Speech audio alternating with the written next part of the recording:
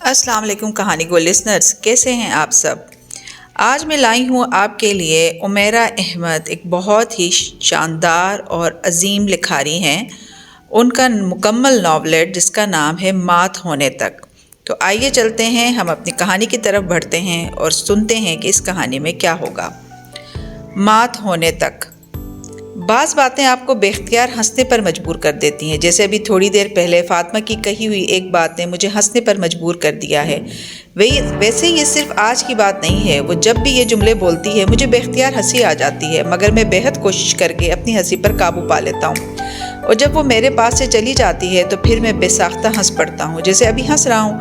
اب آپ سوچ رہے ہوں گے کہ یہ فاطمہ کون ہے اور وہ ایسا کیا کہہ دیتی ہے جو مجھے ہنسنے پر مجبور کر دیتا ہے، اور اگر اس کی کوئی بات مجھے ہنسنے پر مجبور کر دیتی ہے تو پھر میں اس کے سامنے کیوں نہیں ہنستا، بعد میں کیوں ہنستا ہوں؟ فاطمہ میری بیوی ہے، ہماری شادی کو 6 سال گزر چکے ہیں، ہماری 2 بیٹیاں اور 1 بیٹا ہے۔ آج کے زمانے کے تمام تقاضوں کے اختیار سے ہم ایک آئیڈیل زندگی گزار رہے ہیں۔ ہم دونوں ایک دوسرے سے بے پناہ محبت کرتے ہیں۔ نہیں، میرا خیال ہے اس جملے میں کچھ تصحیح کی ضرورت ہے۔ یہ کہنا زیادہ بہتر ہوگا کہ میں اس سے محبت کرتا ہوں، اور وہ مجھ سے محبت کرنے کے ساتھ ساتھ میری احسان مند بھی ہے۔ اس حد تک احسان مند ہے کہ اگر میں آج اس سے کہوں کہ وہ میرے لیے ایک بلند عمارت کی 10ویں منزل پر سے کود جائے تو وہ کوئی سوال کیے بغیر کود جائے گی۔ اب آپ سوچ رہے ہوں گے کہ کیا وہ واقعی مجھ سے اتنی محبت کرتی ہے؟ تھوڑی دیر پہلے ہی میں نے آپ کو بتایا کہ وہ مجھ سے محبت کرنے کے ساتھ ساتھ میری احسان مند بھی ہے، اور اگر وہ اسی طرح میرے کہنے پر جان دے دے گی تو اس کی بنیادی وجہ وہ احسان ہوگا۔ آپ سوچ رہے ہوں گے کہ آخر میں نے اس پر ایسا کون سا احسان کیا ہے، لیکن اس سے پہلے آپ کو کچھ اور سوالوں کے جواب بھی تو چاہیے۔ یاد نہیں آپ کو وہی بات جو مجھے ہنسنے پر مجبور کر دیتی ہے؟ اب میری سمجھ میں نہیں آ رہا میں کیا کروں، پہلے آپ کو ہنسنے والی بات بتاؤں یا پھر یہ احسان والی؟ خیر چلیے بات وہیں سے شروع کرتے ہیں۔ تقریباً آدھا گھنٹہ پہلے فاطمہ چائے کا کپ لے کر میرے کمرے میں آئی۔ میں اس وقت اخبار دیکھ رہا تھا۔ اس نے چائے کا کپ مجھے تھما دیا، پھر خود بھی میرے قریبی صوفے پر بیٹھ گئی۔ میں اخبار کی اہم خبروں کے بارے میں اس سے بات کرنے لگا۔ وہ اپنے ریمارکس دینے لگی، پھر باتوں باتوں میں ہی ایک خبر پر اس نے اپنا پسندیدہ جملہ دہرایا۔ خیر اس میں تو کوئی شک نہیں کہ عورت مرد سے زیادہ عقل مند ہوتی ہے۔ ہمیشہ کی طرح اس کی بات پر میرا دل بے اختیار ہنسنے کو چاہا، مگر میں نے ہمیشہ ہی کی طرح اپنی ہنسی پر قابو پایا اور اسے بہت غور سے دیکھا۔ وہ آج بھی اتنی خوبصورت ہے جتنی آج سے 15 سال پہلے تھی۔ بعض چیزوں اور چہروں کا وقت کچھ نہیں بگاڑ سکتا، وہ بھی ایسا ہی ایک چہرہ ہے۔ میں بہت دیر تک اخبار بھول کر اسے دیکھتا رہا تھا۔ وہ اپنے ناخنوں کو فائل سے رگڑ رہی تھی۔ اکثر ایسا ہی ہوتا تھا، وہ کسی نہ کسی بات میں یہ جملہ دہراتی اور میں اس کا چہرہ دیکھنا شروع ہو جاتا۔ پھر مجھے 15 سال پہلے ہونے والے سارے واقعات یاد آنے لگتے اور مجھے اپنے آپ پر فخر ہونے لگتا، مگر ساتھ ہی مجھے اپنی ہنسی پر قابو پانا بھی بہت مشکل ہو جاتا۔ ایسے لمحات میں وہ اٹھ کر میرے پاس سے چلی جاتی اور پھر میں بے اختیار ہنستا چلا جاتا۔ آخر اس بات پر کیوں نہ ہنسا جائے کہ عورت جیسی مخلوق اپنے آپ کو مرد سے زیادہ عقل مند سمجھتی ہے۔ میں جانتا ہوں اگر آپ مرد ہیں تو آپ خود بھی اس وقت میری بات پر سر ہلاتے ہوئے ہنس نہیں تو مسکرا ضرور رہے ہوں گے، اور اگر آپ عورت ہیں تو یقیناً اس وقت آپ کی ساری ہمدردیاں فاطمہ کے ساتھ ہوں گی، اور شاید نہیں بلکہ یقیناً آپ مجھے ملامت کر رہی ہوں گی اور سوچ رہی ہوں گی کہ میں بھی وہی روایتی سا مرد ہوں، وہی میل شاونزم کا شکار ایک بندہ۔ خیر اب ایسا بھی اب نہیں ہے، میں قطعاً بھی کسی قسم کے شاونزم کا شکار نہیں ہوں، مگر اس میں تو کسی شک و شبے کی گنجائش نہیں ہے کہ عورت کسی بھی طرح مرد سے عقل مند نہیں ہو سکتی، چاہے وہ کچھ بھی کر لے۔ اور پھر فاطمہ، وہ تو کبھی بھی عقل مندی کا دعویٰ نہیں کر سکتی، مگر مزے کی بات یہ ہے کہ وہ اکثر یہ بات دہراتی رہتی ہے، اور وہ بھی بڑے فخریہ انداز میں۔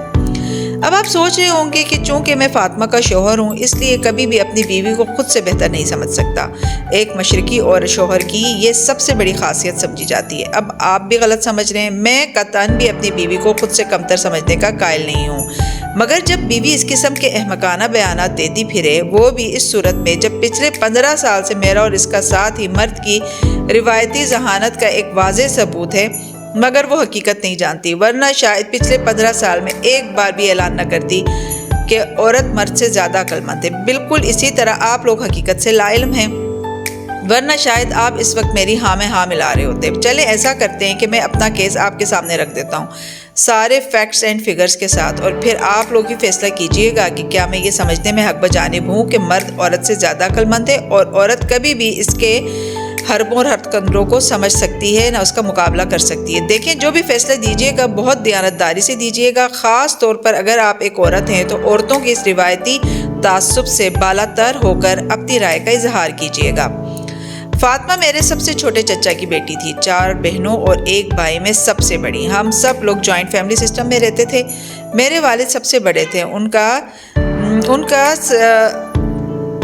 ان کا سیرامکس کا بزنس تھا۔ آہستہ آہستہ یہ بزنس اتنا اچھا ہو گیا کہ میرے والدین کو اب باقی لوگوں کے ساتھ رہنا مشکل لگنے لگا۔ چنانچہ جلد ہی ہم لوگ الگ گھر میں شفٹ ہو گئے۔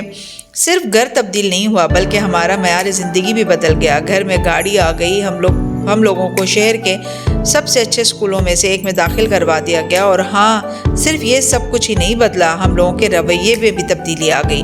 بھئی آپ تو جانتے ہی ہیں دولت آنے کے بعد یہ تبدیلی تو ناگزیر ہو جاتی ہے۔ آفٹر آل آپ کے رویے سے بھی تو پتہ چلنا چاہیے کہ آپ کے پاس کیا ہے اور کتنا ہے۔ شروع میں ہمارے والدین نے ہمیں اس تبدیلی کے بارے میں بنیادی باتوں سے آگاہ کیا، بعد میں ہم نے ان باتوں کو اپنے کمال پر پہنچا دیا۔ اس زمانے میں کوئی ہم سے ملتا تو اسے لگتا ہے جیسے شہر میں صرف ہم ہی امیر ہیں۔ ہاں میں آپ کو یہ بتانا بھول ہی گیا کہ ہم لوگ اپنے چچاؤں وغیرہ سے کافی کم ہی ملا کرتے تھے۔ اصل میں غریب رشتہ داروں سے ملنے میں ایک بڑا مسئلہ ہوتا ہے کہ وہ ہمیشہ کچھ نہ کچھ مانگتے ہی رہتے ہیں۔ ہمیشہ ان کی زبان پر کوئی نہ کوئی فرمائش ہوتی ہے، بلکہ یہ کہنا زیادہ مناسب ہوگا کہ وہ امیر رشتہ داروں کے گھر آتے ہوئے خاص طور پر اپنی جھولیاں پھیلائی رکھتے ہیں تاکہ کچھ نہ کچھ تو مل ہی جائے۔ یہ آخری والا جملہ اگر آپ کو نامناسب لگ رہا ہے تو میں آپ پہ واضح کر دوں کہ یہ میرا نہیں، میری امی کا فرمایا ہوا جملہ ہے جو وہ اکثر کہتی رہتی تھی۔ آپ تو جانتے ہیں کہ ماں کی دعا جنت کی ہوا ہوتی ہے، اور میرے لیے تو ماں کا فرمانا بھی جنت کی ہوا سے کم نہیں تھا۔ میرا خیال ہے ابھی میں نے آپ کو یہ نہیں بتایا کہ میں اپنے والدین کا اکلوتا بیٹا تھا۔ میرے علاوہ ان کی 3 بیٹیاں تھیں اور وہ تینوں مجھ سے بڑی تھیں۔ اکلوتا بیٹا آپ جانتے ہی ہیں کیا چیز ہوتا ہے، خاص طور پر جب کہ والدین امیر بھی ہوں۔ میری پرورش ان تمام آزمودہ طریقوں سے کی گئی تھی جو پچھلے کئی سالوں سے اکلوتے بیٹوں کو بگاڑنے کے لیے کارگر تھے۔ اب کیا یہ بتانا ضروری ہے کہ میں دن کو رات اگر کہتا تو میرے والدین کے لیے وہ رات ہی ہوتی، مگر خود میں دن کو کبھی رات نہیں سمجھتا تھا۔ خیر تو میں آپ کو بتا رہا تھا کہ میں والدین کا اکلوتا بیٹا تھا۔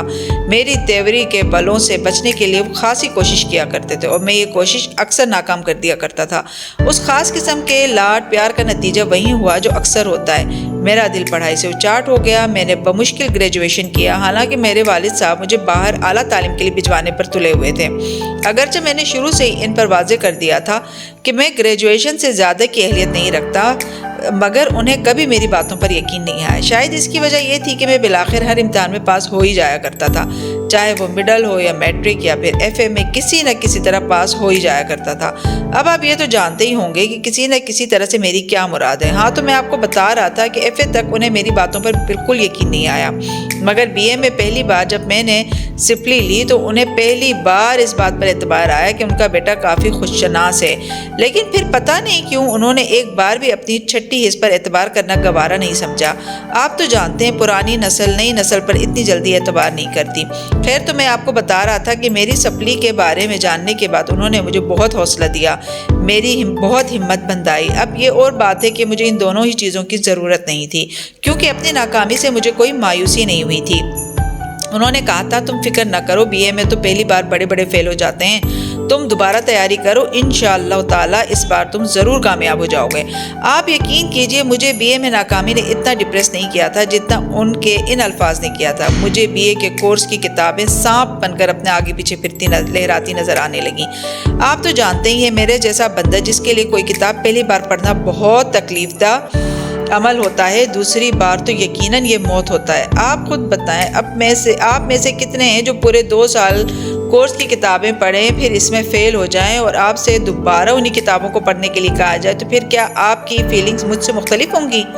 خیر میں آپ سے کہہ رہا تھا کہ میں نے اپنے والد کو سمجھانے کی پوری کوشش کی، دوسری بار بھی مجھ میں اپنے پہلے عمل کو دہرانے کی پوری صلاحیت موجود ہے، اور نمبر کم تو ہو سکتے ہیں مگر کسی طور بھی ان کے بڑھنے کی کوئی امید نہیں ہے۔ لیکن میرے والد اور والدہ کو میری علمی صلاحیتوں سے زیادہ اپنے وظائف اور تعویذ گھنٹوں پر اعتماد تھا۔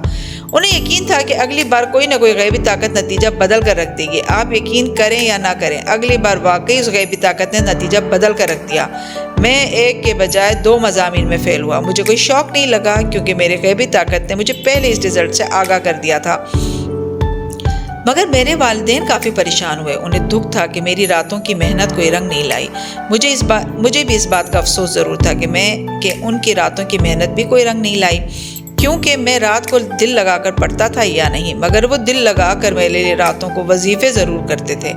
اصل قیامت مجھ پر تب ٹوٹی جب مجھے ایک بار پھر کوشش کرنے کے لیے کہا گیا۔ دیکھیں، اگرچہ BA میں دوبارہ فیل ہونا، اور وہ بھی بغیر کسی محنت کے، انتہائی دلچسپ اور پرسکون بخش کام ہے، اتنا ہی پرمسرت اور سکون بخش جتنا انضمام الحق کے لیے 0 پر آؤٹ ہونا۔ مگر آخر 2 بار 0 پر آؤٹ ہونے کے بعد تیسری بار تو وہ بیچارہ بھی 0 پر آؤٹ نہ ہونے کی کوشش ضرور کرتا ہے۔ کچھ اسی طرح کی کوشش میں نے بھی کی تھی۔ تیسری بار میں نے بالآخر BA کا ماؤنٹ ایوریسٹ تسخیر کر ہی لیا تھا، اور یقین کیجیے یہ جان کر مجھے دلی مسرت ہوئی تھی کہ BA میں میری 3rd ڈویژن نے میرے والدین کی ساری امیدوں کا بیڑا غرق کر کے رکھ دیا تھا۔ ظاہر ہے ایک 3rd ڈویژن کو کوئی بھی باہر کی یونیورسٹی تو قبول نہیں کرتی تھی، کم از کم اس زمانے میں۔ خیر، تو میں آپ کو بتا رہا ہوں کہ میری دلی مراد پوری ہو گئی۔ مزید تعلیم سے مجھے چھٹکارا مل گیا۔ میرے والدین کو کچھ ہفتے تو اس بات کا خاصا صدمہ رہا، مگر بالآخر انہیں بھی صبر آ گیا۔ میرے والد نے مجھے باقاعدہ طور پر اپنی فیکٹری جوائن کرنے کے لیے کہا، اور میں نے ان کی یہ خواہش فوراً پوری کر دی۔ میں نے ان کے کہنے کے اگلے ہی دن فیکٹری جانا شروع کر دیا۔ آپ یقین کریں یا نہ کریں، اگرچہ میں ایک بگڑی ہوئی اولاد تھا، مگر مجھے اپنے باپ کے کاروبار میں بہت دلچسپی تھی، اور میں شروع سے یہ چاہتا تھا کہ مجھے پڑھنے لکھنے کی طرف زیادہ راغب کرنے کے بجائے بزنس میں حصہ لینے دیں۔ فیکٹری جوائن کرنے کے ابتدائی چند مہینوں میں ہی میرے والد کو اندازہ ہو گیا تھا کہ میں اتنا نکما بھی نہیں تھا جتنا ان کا اندازہ تھا، کم از کم بزنس کے معاملے میں اچھا خاصا تھا۔ اصل میں بات یہ ہے کہ بزنس کرنے کے لیے اگرچہ آپ کو اس بزنس سے متعلقہ تمام بنیادی باتوں کا علم ہونا چاہیے، لیکن اس کے علاوہ ایک اور چیز کی بھی ضرورت ہوتی ہے، اور وہ وسیع قسم کے تعلقات ہیں۔ شاید میں نے ابھی آپ کو یہ نہیں بتایا کہ میرے تعلقات خاصے وسیع تھے۔ جب آپ کے پاس دولت ہو اور خاصی ہو تو پھر آپ کے لیے اپنی ہی طرح کے دولت مند لوگوں سے میل جوڑ بڑھانا خاصا آسان ہو جاتا ہے۔ اپنی ہی طرح کے لوگوں سے میری مراد نودولتیہ کلاس ہے، مگر اس معاملے میں میرا ٹیسٹ بہت اچھا تھا۔ میں نے چن کر ایسے لوگوں سے میل جوڑ بڑھایا جو خاندانی تھے۔ اب آپ یہ تو جانتے ہی ہوں گے کہ خاندانی سے ہمارے معاشرے میں کیا مراد لی جاتی ہے، یعنی جو امیر ہیں۔ لیکن میرے دوست صرف امیر ہی نہیں تھے، وہ بارسوخ خاندان سے بھی تعلق رکھتے تھے۔ نتیجہ صاف ظاہر ہے، مجھے جب بھی اپنے بزنس کے سلسلے میں کسی مشکل یا دشواری کا سامنا کرنا پڑتا، میں اپنے دوستوں کے اثر و رسوخ کا سہارا لیتا، اور وہ مشکل منٹوں میں حل ہو جاتی، اور اس کے بدلے میں اپنے دوستوں پہ روپیہ خرچ کرتا رہتا۔ اب ظاہر ہے یہ تو ضروری تھا، اس کے بغیر تو کوئی کسی کی مدد نہیں کرتا۔ آخر یہ گیو اینڈ ٹیک کی دنیا ہے، اگرچہ میں تو گیو اینڈ ٹیک پہ یقین رکھتا ہوں۔ ہاں، تو میں آپ کو بتا رہا تھا کہ میں نے بڑی کامیابی سے اپنے والد کی فیکٹری کا انتظام سنبھال لیا تھا، اور وہ اس معاملے میں مجھ سے بہت خوش تھے۔ اگلے 2 سالوں میں نے اپنی فیکٹری کا ہی کایا پلٹ کر رکھ دی تھی۔ میرے انتظام سنبھالنے سے پہلے میرے والد سیرامکس کی چیزیں صرف ملک کے اندر ہی سپلائی کرتے تھے۔ میں نے ان چیزوں کو ایکسپورٹ بھی کرنا شروع کر دیا۔ فیکٹری میں کام کرنے والی لیبر اگرچہ اسکلڈ تھی، لیکن میں نے باقاعدہ طور پر ان کی تربیت کے لیے مناسب انتظامات کیے، چیزوں کی کوالٹی کو بہتر بنایا، فیکٹری میں استعمال ہونے والی تقریباً تمام مشینری کو بدل ڈالا، اور امپورٹڈ مشینری کی قیمت اور دوسرے اخراجات نے اگرچہ میرے والد کو کافی پریشان اور ناراض کیا، مگر آخر میں جب انہوں نے ہر سال کے نیٹ پروفٹ کو دیکھنا شروع کیا تو ان کی پریشانی بالکل غائب ہو گئی۔ میں نے فیکٹری سنبھالنے کے پہلے ہی سال اپنی فیکٹری کے پروفٹ کو دگنا کر دیا تھا، اور ظاہر ہے لمبے چوڑے اخراجات کے باوجود بھی اگر منافع دگنا ہو گیا تھا تو میرے والد اس بات پر مجھ سے زیادہ دیر تک تو ناراض نہیں رہ سکتے تھے۔ میں جانتا ہوں اب آپ میرے ان کارناموں کی تفصیل سن کر تنگ آ گئے ہوں گے۔ یقیناً میرا مقصد آپ کو اپنی صلاحیتوں سے متاثر کرنا نہیں تھا، میں نے آپ کو صرف یہ بتانا تھا کہ میں کچھ ایسا بھی ناکارہ بندہ نہیں تھا۔ تعلیم میں نہ صحیح، لیکن بزنس میں ضرور ایکسیپشنل تو تھا۔ اس میدان میں میری ان خاص قسم کی کامیابیوں نے خاندان میں میرا خاص مقام بنا دیا تھا۔ ہاں، ایک بات واضح کر دوں کہ خاندان سے میری مراد اپنے ماں باپ اور بہنیں وغیرہ نہیں ہیں، کیونکہ ان کی نظروں میں تو ایسے کارنامے کے بغیر ہی میرا مقام خاصا بلند تھا اور ہمیشہ رہتا۔ خاندان سے میری مراد اپنے چچاؤں اور ان کے گھر والوں سے ہے۔ ان دونوں خاندانوں میں میرے ہر ایک کی نظر مجھ پر گڑی ہوئی تھی۔ اب یہ تو آپ جانتے ہی ہیں کہ غریب لوگ اپنے امیر رشتہ داروں کی اولاد پر کس طرح گھات لگائے بیٹھے ہوتے ہیں۔ اگر آپ کو ایک بار پھر یہ جملہ نامناسب یا قابل اعتراض لگا ہے تو میں ایک بار پھر آپ پہ یہ واضح کر دینا چاہوں گا کہ جملہ میری امی کا فرمایا ہوا ہے، اور آئندہ بھی جو جملہ آپ کو بہت قابل اعتراض یا نامناسب لگے تو آپ یہ جان لیجئے کہ وہ میری امی ہی کا ہوگا۔ آپ تو جانتے ہی ہیں کہ ماؤں کی ذمہ داریاں دوہری ہوتی ہیں۔ انہیں نہ صرف اولاد کی پرورش کرنا ہوتا ہے بلکہ انہیں غریب رشتہ داروں کی کمینگی کے بارے میں بتانا ہوتا ہے۔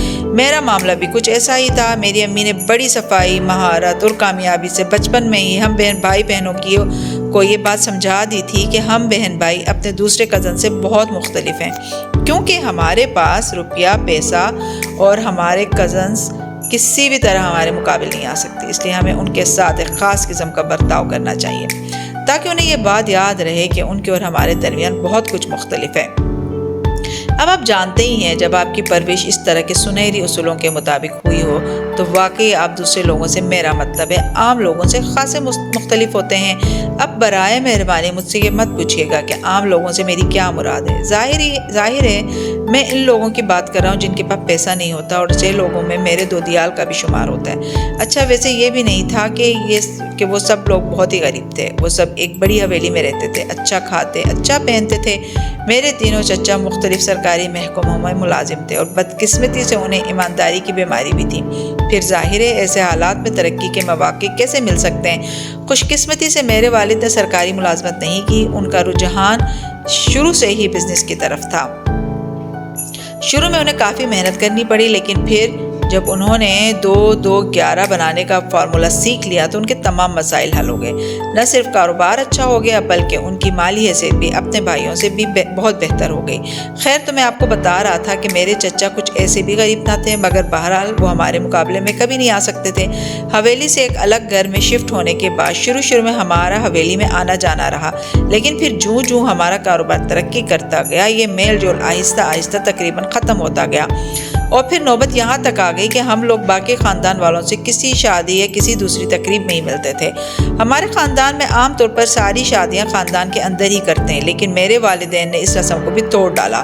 خاندان کے مختلف لوگوں کے اصرار کے باوجود انہوں نے میری تینوں بہنوں کی شادی خاندان کے باہر کی، اور آپ جانتے ہی ہوں گے کہ اس کی وجوہات کیا ہو سکتی ہیں۔ جی بالکل، آپ کا خیال ٹھیک ہے، روپیہ۔ شاید میرے والد تو کبھی بھی خاندان سے باہر شادی کرنے پہ تیار نہ ہوتے، لیکن میری امی نے خاندان کے اندر میری بہنوں کی ممکنہ شادی کے بعد ان کے ہولناک مستقبل کی اتنی دلدوز تصویریں کھینچی کہ بالآخر میرے والد صاحب میری تینوں بہنوں کی شادی خاندان سے باہر کرنے پر تیار ہو گئے۔ اب خاندان والوں کی بدقسمتی کہہ لیجئے یا میری بہنوں کی خوش قسمتی کہ ان تینوں کے رشتے بہت ہی اچھے خاندانوں میں ہو گئے، اور نہ صرف وہ ہم سے بھی اعلیٰ خاندانوں میں گئیں بلکہ وہ وہاں بہت خوش بھی ہیں۔ آپ تو جانتے ہی ہیں اگر روپیہ روپے کو کھینچتا ہے تو اچھا خاندان اچھے خاندان کو۔ خیر، تو میں آپ کو بتا رہا تھا کہ اپنے خاندان سے جن بہت سی وجوہات کی بنا پر ہم تقریباً کٹ کر رہ گئے تھے، اس میں میری بہنوں کی شادی بھی تھی۔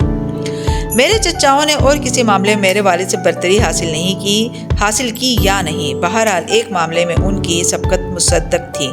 ان تینوں کی اولادیں تعلیم کے معاملے میں ہم لوگوں سے بہت آگے تھیں۔ آپ تو جانتے ہی ہیں غریب لڑکے اکثر پڑھائی میں تیز ہوتے ہیں، اور آپ کو یہ بھی علم ہوگا کہ پڑھائی وغیرہ کا کام بھی بیکار لوگوں کو ہی سچتا ہے، اور غریبوں سے زیادہ بیکار اور کون ہو سکتا ہے؟ امیروں کو تو اور بہت تیرے کام ہوتے ہیں۔ دیکھیں، ناراض نہ ہوں، میں جانتا ہوں یہ کچھ زیادہ اچھے ریمارکس نہیں ہیں، مگر میں نے آپ کو بتایا تھا نا کہ آپ کو میرا کوئی تبصرہ برا لگے تو یاد رکھیے وہ میرے نہیں، میری امی کے الفاظ ہوں گے۔ یہ الفاظ بھی میری امی کے ہی ہیں جو انہوں نے میرے چچا کے سب سے بڑے بیٹے احتشام کے ایم اے اکنامکس میں ٹاپ کرنے پر کہے تھے۔ ہو سکتا ہے اس وقت آپ میری امی کو بہت ناپسند کر رہے ہو، لیکن میری امی کچھ ایسی بری خاتون بھی نہیں ہے۔ بس بات یہ ہے کہ ان دنوں میری امی کے زخم ہرے تھے، اس کی وجہ میری گریجویشن میں 3rd ڈویژن تھی۔ ظاہر ہے کوئی بھی محبت کرنے والی ماں اس موقع پر اپنی اولاد کی ہزیمت کیسے برداشت کر سکتی؟ یقیناً وہ اسی قسم کے تبصرے کریں گی۔ امی نے اس موقع پر اور بھی بہت کچھ کہا تھا، مگر بہرحال اب یہ موقع زیادہ تفصیلات میں جانے کا نہیں ہے۔ خیر، تو میں آپ کو بتا رہا تھا کہ احتشام صاحب کے اس گولڈ میڈل کی وجہ سے کئی دنوں تک میرے والدین کی راتوں کی نیندیں اڑی رہیں، لیکن مجھے کوئی فرق نہیں پڑتا تھا۔ 2 ماہ بعد جب وہ یہ صدمہ بھلانے کے قابل ہوئے، انہیں اور شوق یہ جان کر لگا کہ اسے ایک بینک میں بہت اچھی نوکری مل گئی ہے۔ میری امی نے اس موقع پر بھی بہت کچھ کہا تھا مگر مجھے کوئی پریشانی نہیں ہوئی تھی۔ ظاہر ہے میں اتنی معمولی باتوں پر کس طرح سے جیلس ہوتا یا دکھی ہوتا۔ دکھ اور جیلسی تو مجھے تب بھی نہیں ہوئی تھی جب اس کی منگنی فاطمہ سے ہو گئی تھی۔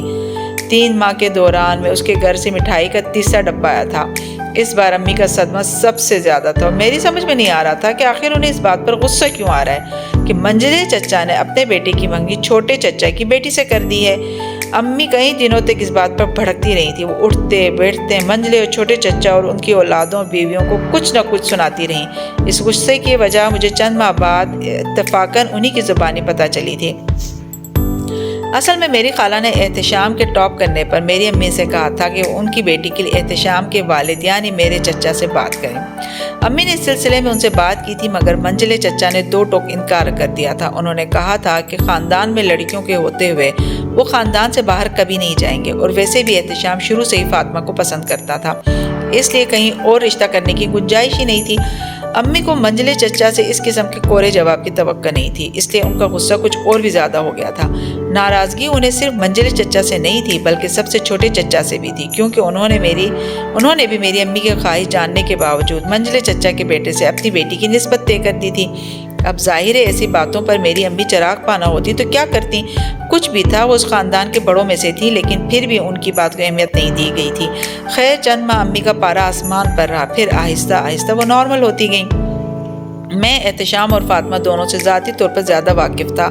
ان سے ملاقات کبھی کبھار ہی ہوتی تھی اور وہ بھی سلام دعا سے زیادہ نہیں بڑھتی تھی۔ احتشام ویسے بھی مجھے تقریبات میں کم ہی نظر آتا تھا۔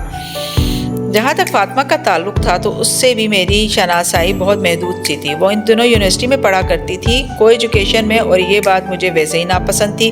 خاندان کی باقی لڑکیاں بھی تعلیم حاصل کر رہی تھیں لیکن کسی نے بھی یونیورسٹی تک جانے کی ہمت نہیں کی تھی، اور یہ ہمت اگر کسی نے کی بھی تو صرف فاطمہ نے، اور یقیناً چھوٹے چچا کی شہ پر۔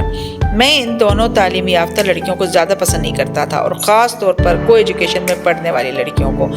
آپ خود ہی بتائیں آخر لڑکیوں کو تعلیم حاصل کرنے کی کیا ضرورت ہے؟ ٹھیک ہے تھوڑا بہت پڑھ لیں یقیناً جتنا ضروری ہے، لیکن لمبی چوڑی ڈگریوں کی انہیں کیا ضرورت ہے؟ کیا میں یہاں وہی جملہ دہراؤں کہ آخر کرنا تو انہوں نے ہانڈی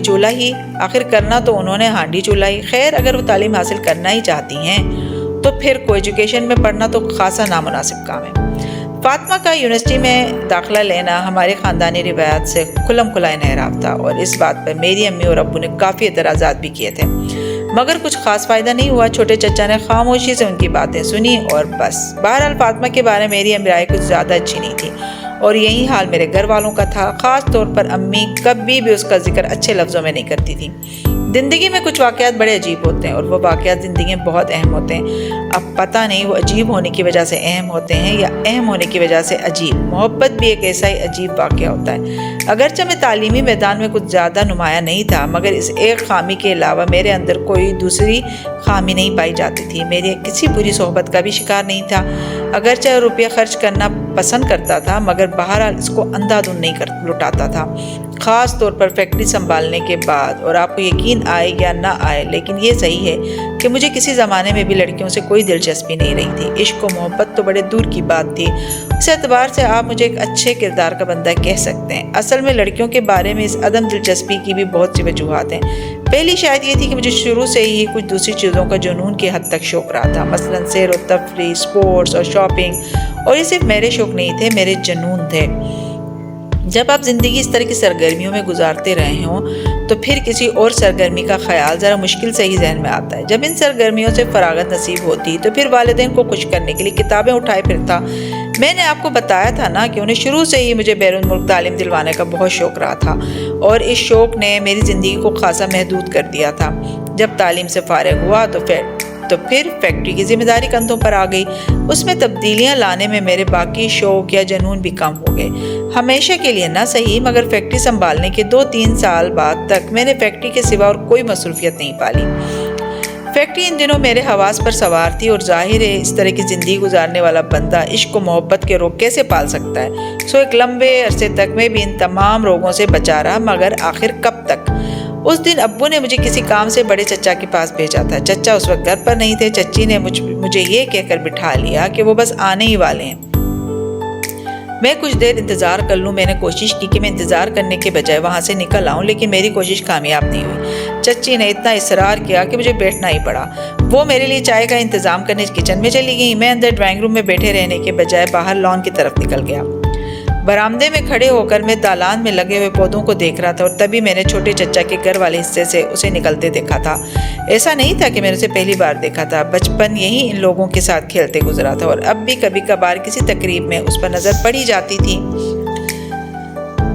مگر پتہ نہیں اس دن وہ مجھے اتنی مختلف کیوں لگی۔ شاید اس کی وجہ وہ مختلف قسم کی باتیں اور تاثرات تھے جو میں اپنے گھر والوں سے اس کے بارے میں سنتا اور سوچتا رہا تھا۔ لاشعوری طور پر میں اس کو دیکھتا رہا۔ پہلی بار مجھے اندازہ ہوا کہ وہ خاصی دراز قد تھی، سیاہ قمیض اور سفید شلوار میں ملبوس، سفید دوپٹہ بے پرواہی سے گلے میں ڈالے ہوئے، کندھوں سے نیچے تک لٹکتے سیاہ چمکدار بالوں کو ہیئر بینڈ میں لپیٹے ہوئے وہ منجلے چچا کے گھر کی طرف جا رہی تھی۔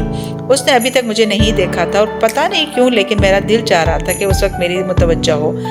بعض لمحے قبولیت کے ہوتے ہیں، شاید وہ لمحہ بھی تھا۔ منجلے چچا کے برآمدے تک پہنچتے پہنچتے اس نے ایک سرسری نظر بڑے چچا کے حصے کی طرف ڈالی تھی، اور پھر اس کے قدم ٹھٹک گئے تھے۔ کچھ دیر تک وہ شاید یہ فیصلہ کرتی رہی تھی کہ اسے میری طرف آنا چاہیے یا نہیں، لیکن پھر وہ جیسے کسی فیصلے پر پہنچ گئی تھی۔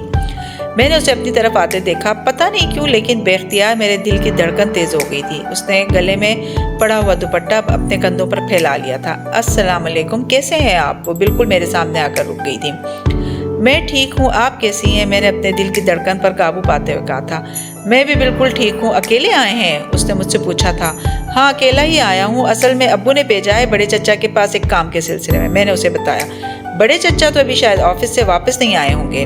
ہاں، چچی کہہ رہی ہے کہ ابھی تھوڑی دیر میں آ جائیں گے، میں انہیں کا انتظار کر رہا ہوں۔ پتہ نہیں کیوں میرا دل چاہ رہا تھا کہ میں اس سے باتیں کرتا رہوں۔ ٹھیک ہے، آپ انتظار کریں، مجھے ذرا منجلے چچا کی طرف کام ہے، اس نے ایک ہلکی سی مسکراہٹ کے ساتھ کہا، اور پھر واپس مڑنے لگی۔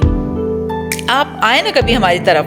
وہ میری بات پر مڑتے مڑتے رک گئی تھی، اور میں نے اس کے چہرے پر یکدم حیرانی دیکھی، پھر لمحوں میں وہ نارمل ہو گئی تھی۔ اس کے چہرے پر ایک گہری مسکراہٹ نمودار ہوئی تھی۔ آپ کی شادی ہو رہی ہے کیا؟ میں اس کی بات پر گڑبڑا گیا۔ مطلب؟ اصل میں آپ لوگوں کی طرف سے ہمیں صرف کسی شادی پر ہی بلایا جاتا ہے، اور اب آپ اپنے گھر میں صرف آپ ہی بچے ہیں، تو میں نے سوچا شاید۔ فوری طور پر میری سمجھ میں نہیں آیا کہ میں اس کی بات کا کیا جواب دوں۔ نہیں، ایسی کوئی بات نہیں ہے، ہمارے گھر آنے کے لیے کم از کم آپ لوگوں کو کسی تقریب کی ضرورت نہیں ہے، جب آپ کا دل چاہے آپ آ جائیں۔ میں نے بلاخر اپنی شرمندگی پر قابو پا لیا تھا۔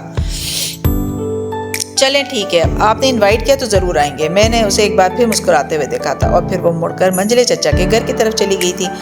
میں اس وقت تک اسے دیکھتا رہا جب تک وہ دروازہ بند کر کے میری نظروں سے اوجھل نہیں ہو گئی۔ ضروری نہیں ہوتا کہ اگر انسان نظروں سے اوجھل ہو جائے تو ذہن سے بھی اوجھل ہو جائے، جس طرح اس دن وہ میرے ذہن سے اوجھل نہیں ہوئی تھی۔ پہلی بار میں کسی صنف مخالف سے متاثر ہوا تھا، اور پہلی بار یہ مجھے احساس بھی ہوا تھا کہ وہ بہت خوبصورت تھی۔ خوبصورتی کی بہت سی قسمیں ہوتی ہیں۔ ایک خوبصورتی وہ ہوتی ہے جو آپ کو بے اختیار کچھ کہنے پر مجبور کر دے۔ ایک خوبصورتی وہ ہوتی ہے جو اس وقت آپ کو مسحور کر دے مگر بعد میں آپ اسے بیان کر سکیں۔ مگر ایک خوبصورتی وہ ہوتی ہے جو ہمیشہ آپ کو مسحور کیے رکھتی ہے۔ نہ آپ اس وقت کچھ کہہ پاتے ہیں، نہ بعد میں ہی اس کو بیان کر پاتے ہیں۔ ایسی خوبصورتی آنکھوں کو خیرہ نہیں کرتی، اندر کہیں کسی چیز پر جار کر لگتی ہے۔ اس طرح کے بعد میں بندہ کسی قابل ہی نہیں رہتا، جیسے اس دن میرے ساتھ ہوا تھا۔ وہ کیا کہتے ہیں، اسیر حسن تھا یا تھا مقید شہر؟ کوئی تو بات تھی ایسی، کہیں گیا نہ گیا۔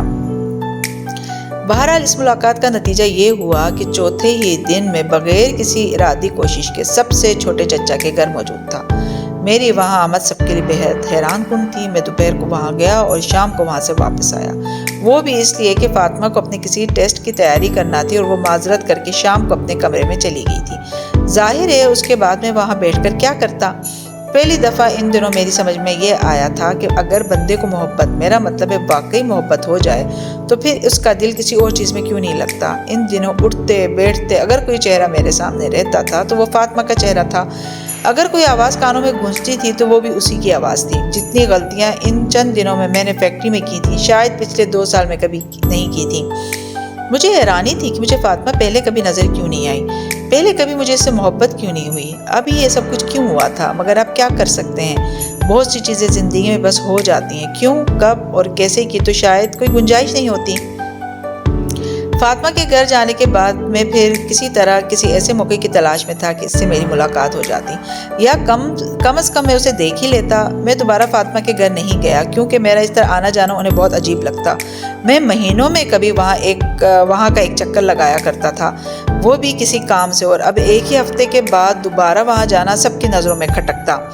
اگلے ہفتے میں نے بہت اصرار کر کے اپنے گھر میں میلاد کروائے اور امی کو مجبور کیا کہ وہ تمام چچاؤں کو اس تقریب میں بلائیں۔ امی کو کچھ حیرت ہوئی تھی کہ اچانک مجھے میلاد کی کیا سوجی اور پھر چچاؤں کے لیے اتنی محبت کہاں سے امڑ آئی۔ بہرحال انہوں نے حامی بھر لی۔ تمام چچاؤں کو دعوت دینے میں امی کے ساتھ خود گیا تھا۔ چھوٹے چچا کے گھر سے واپس آتے ہوئے میں کچھ لمحوں کے لیے رک گیا تھا اور میں نے اس سے کہا تھا، میرا خیال ہے اب آپ ضرور ہمارے گھر آئیں گی، اب تو شادی کی کوئی تقریب نہیں ہے۔ اس نے میری بات پر ایک ہلکا سا کہکا لگایا تھا۔ شادی کی تقریب نہیں ہے مگر بہرحال تقریب تو ہے، آنے کا وعدہ نہیں کرتی، البتہ کوشش ضرور کروں گی، وہ کہہ کر اندر اپنے کمرے کی طرف چلی گئی تھی اور میں اسے جاتا ہوا دیکھتا رہا۔ میلاد کی محفل میں وہ نہیں آئی تھی اور وہ اور اس کی ایک بہن گھر پر رک گئی تھی۔ مجھے بہت مایوسی ہوئی تھی، مجھے توقع نہیں تھی کہ وہ آ جائے گی، مگر میں اسی وقت ابو کو ایک کام سے جانے کا کہہ کر اس کی طرف گیا تھا۔ دروازے پر مجھے دیکھ کر بہت حیران ہوئی تھی۔ میں نے اس کے نہ آنے کا شکوہ کیا تھا اور اس سے بیشتر کہ میں کچھ اور کہتا، اس کی بہن وہاں آ گئی۔ پھر میں اس سے کچھ بھی نہیں کہہ سکا، بس یہ کہہ کر نکل آیا کہ مجھے ان دونوں کے نہ آنے پر مایوسی ہوئی ہے۔ واپس گھر آ کر میں بہت بے چین تھا۔ تقریباً باقی سارا خاندان ہی وہاں موجود تھا مگر مجھے سب کچھ بالکل بیکار لگ رہا تھا۔ میں نے سب کچھ اس کے لیے کیا تھا مگر وہ اس دن پہلی بار احتشام سے ملتے ہوئے میں نے اس کا تفصیلی جائزہ لیا تھا اور پتہ نہیں کیوں اس سے بات کرتے ہوئے میں بہت روکھا ہو گیا تھا۔ شاید اس نے میری اس بات کو محسوس کر لیا تھا مگر مجھے اس بات کی کوئی پرواہ نہیں تھی۔ تعلیم کے علاوہ اس بندے میں اور ایسی کوئی چیز نہیں تھی جو اسے اہم بناتی یا دوسروں سے برتر نظر آتا۔ مجھے پہلی بار وہ اپنا رقیب لگا تھا۔ اس دن میں بار بار ایک ہی بات سوچ رہا تھا، کیا یہ بندہ اس قابل ہے کہ فاطمہ جیسی لڑکی اس کی بیوی بنے، وہ اپنی ساری زندگی اس کے ساتھ گزارے۔ جو میں ان دونوں کے رشتے کے بارے میں سوچتا گیا میرے غصے اور جھنجھلاہٹ میں اضافہ ہو گیا اور اسی دن میں نے فیصلہ کیا تھا کہ میں یہ شادی کسی صورت ہونے نہیں دوں گا، کم از کم میری زندگی میں تو یہ نہیں ہو سکتا تھا۔ اس تقریب کے تیسرے دن میں یونیورسٹی پہنچ گیا تھا۔ وہ پولیٹیکل سائنس میں ماسٹرز کر رہی تھی اور اس کے بارے میں معلومات حاصل کرنا کچھ زیادہ مشکل نہیں تھا۔ میں جانتا تھا وہ یونیورسٹی پوائنٹ کے ذریعے گھر جاتی تھی اور میں بہت دیر تک سٹاپ سے کچھ فاصلے پر اس کا انتظار کرتا رہا۔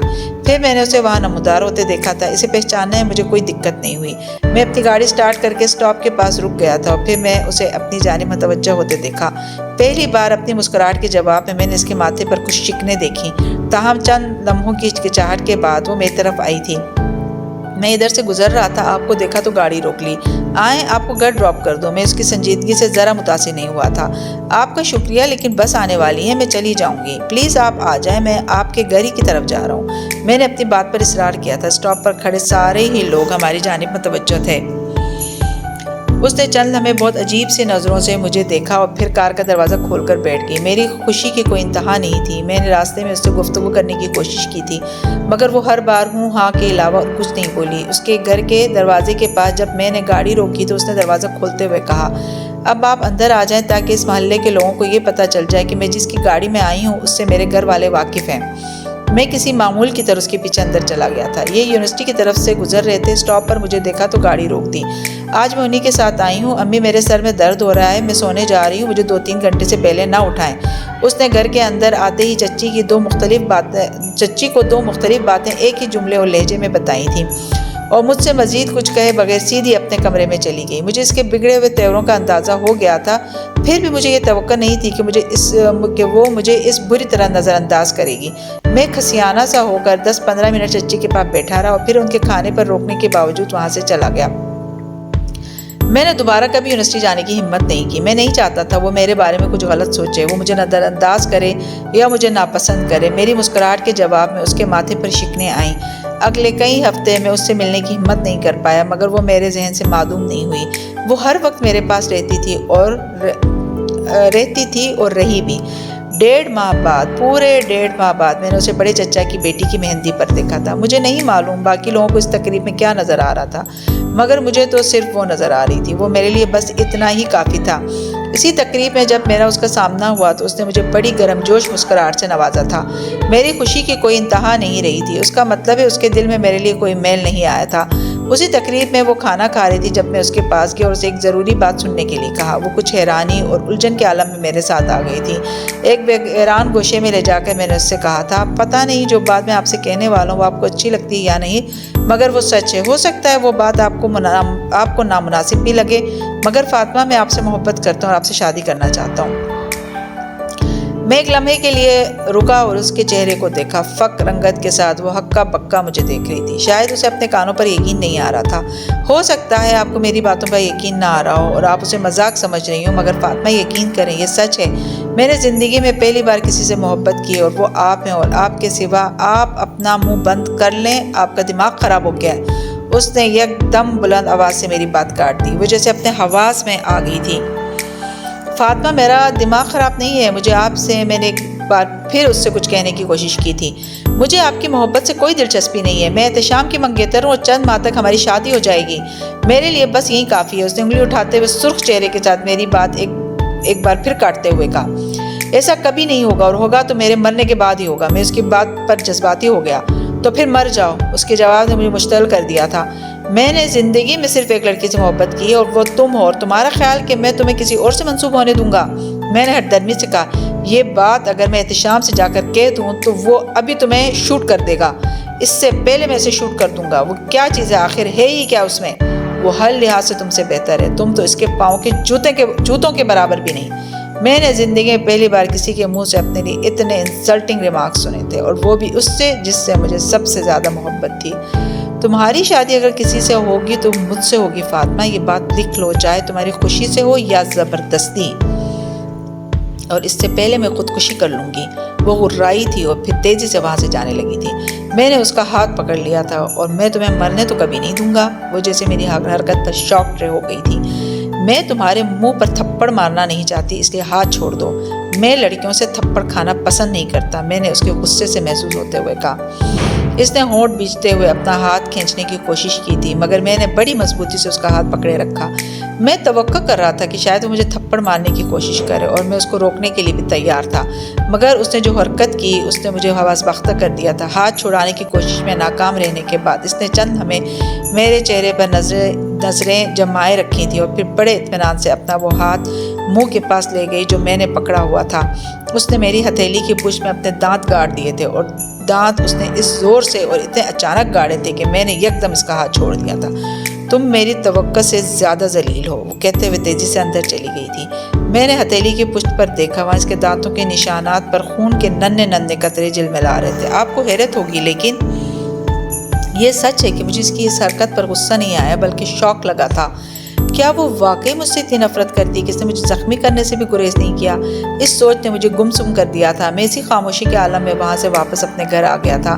اس شادی کے ہنگامے سے فرصت پانے کے بعد میرے گھر میں ایک ہنگامہ شروع ہو گیا۔ میں نے اپنی امی پر فاطمہ کے لیے اپنی پسندیدگی کا اظہار کر دیا تھا اور ان سے مطالبہ کیا تھا کہ وہ میرا رشتہ لے کر اس کے گھر جائیں۔ میرے والدین کو اس بات پر شوق لگا تھا۔ امی ان دنوں میرے لیے لڑکی تلاش کر رہی تھی، اور یہ کام میں نے خود ان کے سپرد کیا تھا، اور اب اچانک میں نے ان کے سامنے ایک ایسی لڑکی پیش کر دی تھی جسے نہ صرف وہ لوگ ناپسند کرتے تھے بلکہ وہ منگنی شدہ بھی تھی۔ ان دونوں نے مجھے سمجھانے کی بہت کوشش کی تھی، مگر میری ضد ختم نہیں ہوئی تھی۔ اگر مجھے شادی کرنی ہے تو صرف فاطمہ سے، اس کے سوا اور کسی سے نہیں۔ اگر آپ لوگوں نے میری بات نہ مانی تو میں گھر چھوڑ کر چلا جاؤں گا۔ میں نے انہیں دو ٹوک انداز میں اپنے فیصلے سے آگاہ کر دیا تھا۔ میری امی میری بات پر رونے لگی تھی۔ تمہیں وہ پسند تھی تو پہلے بتاتے، میں احتشام سے اس کی منگنی ہونے سے پہلے تمہارا رشتہ لے کر جاتی، مگر اب تو منگنی ہوئی ہے، شادی تو نہیں ہوئی، اور منگنیاں ٹوٹتی رہتی ہیں۔ آپ ان سے کہیے گا کہ وہ اس رشتے کے لیے جو چاہیں مطالبہ کریں، میں پورا کروں گا۔ میں نے جیسے اعلان کیا تھا۔ تمہارا بیٹا پاگل ہو گیا؟ کیا میرا بھائی اپنی بیٹی بیچ دے گا؟ اس رشتہ کسی سے طے کرے، شادی کسی اور سے کرے، میں کس طرح اپنے بھائی سے جا کر یہ بات کہوں؟ میرے ابو کو شاید زندگی میں پہلی بار غصہ آیا تھا۔ اگر آپ میری بات نہیں مانیں گے تو میں احتشام کو گولی مار دوں گا، مگر اس کی شادی فاطمہ سے نہیں ہونے دوں گا۔ میری بات سے زیادہ شاید میرے لہجے نے میرے والدین کو خوفزدہ کر دیا تھا۔ میں کچھ اور کہے بغیر گھر سے نکل گیا۔ اگلے چند دن تک گھر میں کوئی کھچڑی پکتی رہی، اور پھر ایک شام میرے والدین فاطمہ کے گھر چلے گئے۔ میں خود گھر پر ہی تھا۔ پہلی بار مجھے اندازہ ہوا کہ بعض اوقات وقت بھی رک جاتا ہے، جیسے اس شام رک گیا تھا۔ میں نے آج تک اتنی لمبی شام نہیں گزاری۔ وہ لوگ تقریباً 4 گھنٹے کے بعد وہاں سے واپس آ گئے تھے۔ ان کے چہرے دیکھتے ہی سب کچھ جان گیا تھا۔ مجھے کچھ پوچھنے کی ضرورت ہی نہیں رہی تھی۔ وہ لوگ کسی طرح بھی ہماری بات ماننے کو تیار نہیں ہیں۔ وہ چند ہفتوں تک ان دونوں کی شادی کی تاریخ طے کر رہے ہیں۔ امی نے پھر بھی جیسے مجھے سب کچھ بتانا ضروری سمجھا۔ میں مشتعل ہو کر ان پر چڑھ دوڑا۔ آپ لوگ چاہتے ہی نہیں کہ میری شادی اس سے ہو۔ اگر آپ لوگوں نے کوشش کی ہوتی تو آپ کی بات کیوں نہ مانتے؟ آخر ابو بڑے بھائی ہیں، ہر کام تو ان کے مشورے سے کرتے ہیں، پھر اب انہوں نے کیوں انکار کر دیا ہے؟ ہاں بڑا بھائی ہوں، مگر آخر میں کس طرح سے اس بیہودہ بات پر اصرار کرتا؟ جو ہو سکتا تھا وہ میں نے کیا۔ تمہارے چچا کہہ رہے ہیں فاطمہ کے علاوہ جس بیٹی سے چاہو وہ تمہاری شادی کر سکتے ہیں، مگر ایک بار اس کی نسبت طے ہو جانے کے بعد وہ کچھ نہیں کر سکتے۔ مجھے کسی اور بیٹی کی ضرورت نہیں ہے، مجھے صرف فاطمہ سے ہی شادی کرنا ہے، صرف فاطمہ سے۔ میں ان کی بات پر چلایا تھا، نہیں ہو سکتا، تمہیں بتایا ہے چند ہفتوں تک وہ اس کی شادی کی تاریخ طے کر رہے ہیں۔ دنیا میں کیا نہیں ہو سکتا؟ سب کچھ ہو سکتا ہے۔ آپ نے میری مدد نہیں کی، ٹھیک ہے، اب مجھے خود ہی کچھ کرنا ہوگا۔ مجھے واقعی اپنے والدین سے بہت مایوسی ہوئی تھی۔ امی اٹھ کر میرے پیچھے میرے کمرے میں آ گئی تھی اور پتہ نہیں کتنی دیر مجھے سمجھاتی نہیں تھی، مگر میں کوئی الٹا سیدھا کام نہ کروں۔ دنیا میں فاطمہ سے زیادہ اچھی لڑکیاں ہیں اور وہ فاطمہ سے بھی بہتر لڑکی میرے لیے لائیں گی۔ میں ان کی ہر بات سنی انسنی کرتا رہا اور اپنے اعصاب پر قابو پاتا رہا۔ جب وہ یہ سوچ کر مطمئن ہو کر چلی گئیں کہ شاید ان کی باتوں سے مجھ پر کوئی اثر کیا ہے تو میں سونے کے لیے لیٹ گیا۔ میں فاطمہ سے آخری بار بات کرنے کے لیے 4-5 دن کے بعد اس کے اپارٹمنٹ پہنچ گیا۔ مجھے وہاں دیکھ کر وہ ساخت رہ گئی اور پھر چند لمحوں کے اندر اس کے چہرے کا رنگ بھی سرخ ہو گیا، مگر مجھے اس کی حیرت کی پرواہ تھی نہ غصے کی۔ میں اس کے قریب جا کر بڑے پرسکون انداز میں کہا، میں جانتا ہوں مجھے یہاں دیکھ کر تمہیں بہت غصہ آ رہا ہوگا، مگر مجھے تم سے ایک بہت ضروری بات کرنی ہے، اس لیے یہاں آنا پڑا۔ اس نے جواب میں کچھ تل ملا کر کہا، یہ وہی ضروری بات ہوگی جس کا جواب تمہارے ہاتھ پر ہے۔ مجھے اس کی بات پر بے اختیار ہنسی آئی۔ اس کا اشارہ دانتوں کے نشان کی طرف تھا۔ میری ہنسی نے اسے کچھ اور برہم کیا، مگر شاید میرے انداز میں کوئی ایسی بات تھی کہ اس دن ایک بار پھر میری بات سننے پر تیار ہو گئی۔ شاید اس نے سوچا ہوگا کہ وہ مجھ سے اس طرح جان چھڑا سکتی ہے تو کیوں نہ چھڑوا لے، اور واقعی میں اس دن کے بعد اس سے دوبارہ نہ ملنے کا طے کر کے گیا تھا۔ میرا خیال تھا میرے اور اس کے درمیان ہونے والی وہ آخری گفتگو تھی، مگر تقدیر ہمارے لیے کچھ اور طے کر بیٹھی تھی۔ خیر، میں آپ کو بتا رہا ہوں کہ میں اسے یونیورسٹی کے لان میں لے گیا اور وہاں میں نے ایک بار پھر اسے اپنی محبت کا یقین دلانے کی کوشش کی۔ میں نے اسے بتایا کہ میں اس کے لیے کیا کیا کر سکتا ہوں۔ میں نے اسے یہ بھی سمجھانے کی کوشش کی کہ احتشام کے ساتھ شادی اس کے لیے کتنی بیکار ہے۔ یقین جانے جتنی نرمی، محبت اور خلوص کے ساتھ میں اسے سمجھا سکتا تھا میں نے اسے سمجھایا، مگر پتہ نہیں اس کے دل میں میرے لیے اتنی نفرت کیوں بھری ہوئی تھی کہ وہ میری کوئی بات ٹھیک سے سننے پر تیار تھی نہ سمجھنے پر۔ اس کے دل و دماغ پر تو وہ خبیث اور ذلیل احتشام۔ خیر چھوڑیں، اب اتنے عرصے کے بعد اسے گالیاں دینے کا کیا فائدہ؟ مگر آپ تو جانتے ہی ہیں رقیب سے نفرت کبھی بھی ختم نہیں ہوتی۔ بہرحال اس دن میری باتوں کے جواب میں اسے میرے لیے کچھ ایسے لفظ استعمال کیے جنہوں نے نہ صرف میری ناراضگی اور برہمی میں اضافہ کیا بلکہ میرے ارادے کو کچھ اور پختہ کر دیا۔ ارادہ کیا تھا وہ میں آپ کو بعد میں بتاؤں گا۔ جب مجھے یہ اندازہ ہو گیا کہ میری کوئی دلیل، کوئی بات اس پر اثر انداز نہیں ہو پائے گی، تو پھر میں اس سے یہ کہہ کر چلایا کہ اب دوبارہ اسے مجھ سے کبھی کوئی شکایت نہیں ہوگی، نہ ہی ہم دوبارہ اس موضوع پر بات کریں گے۔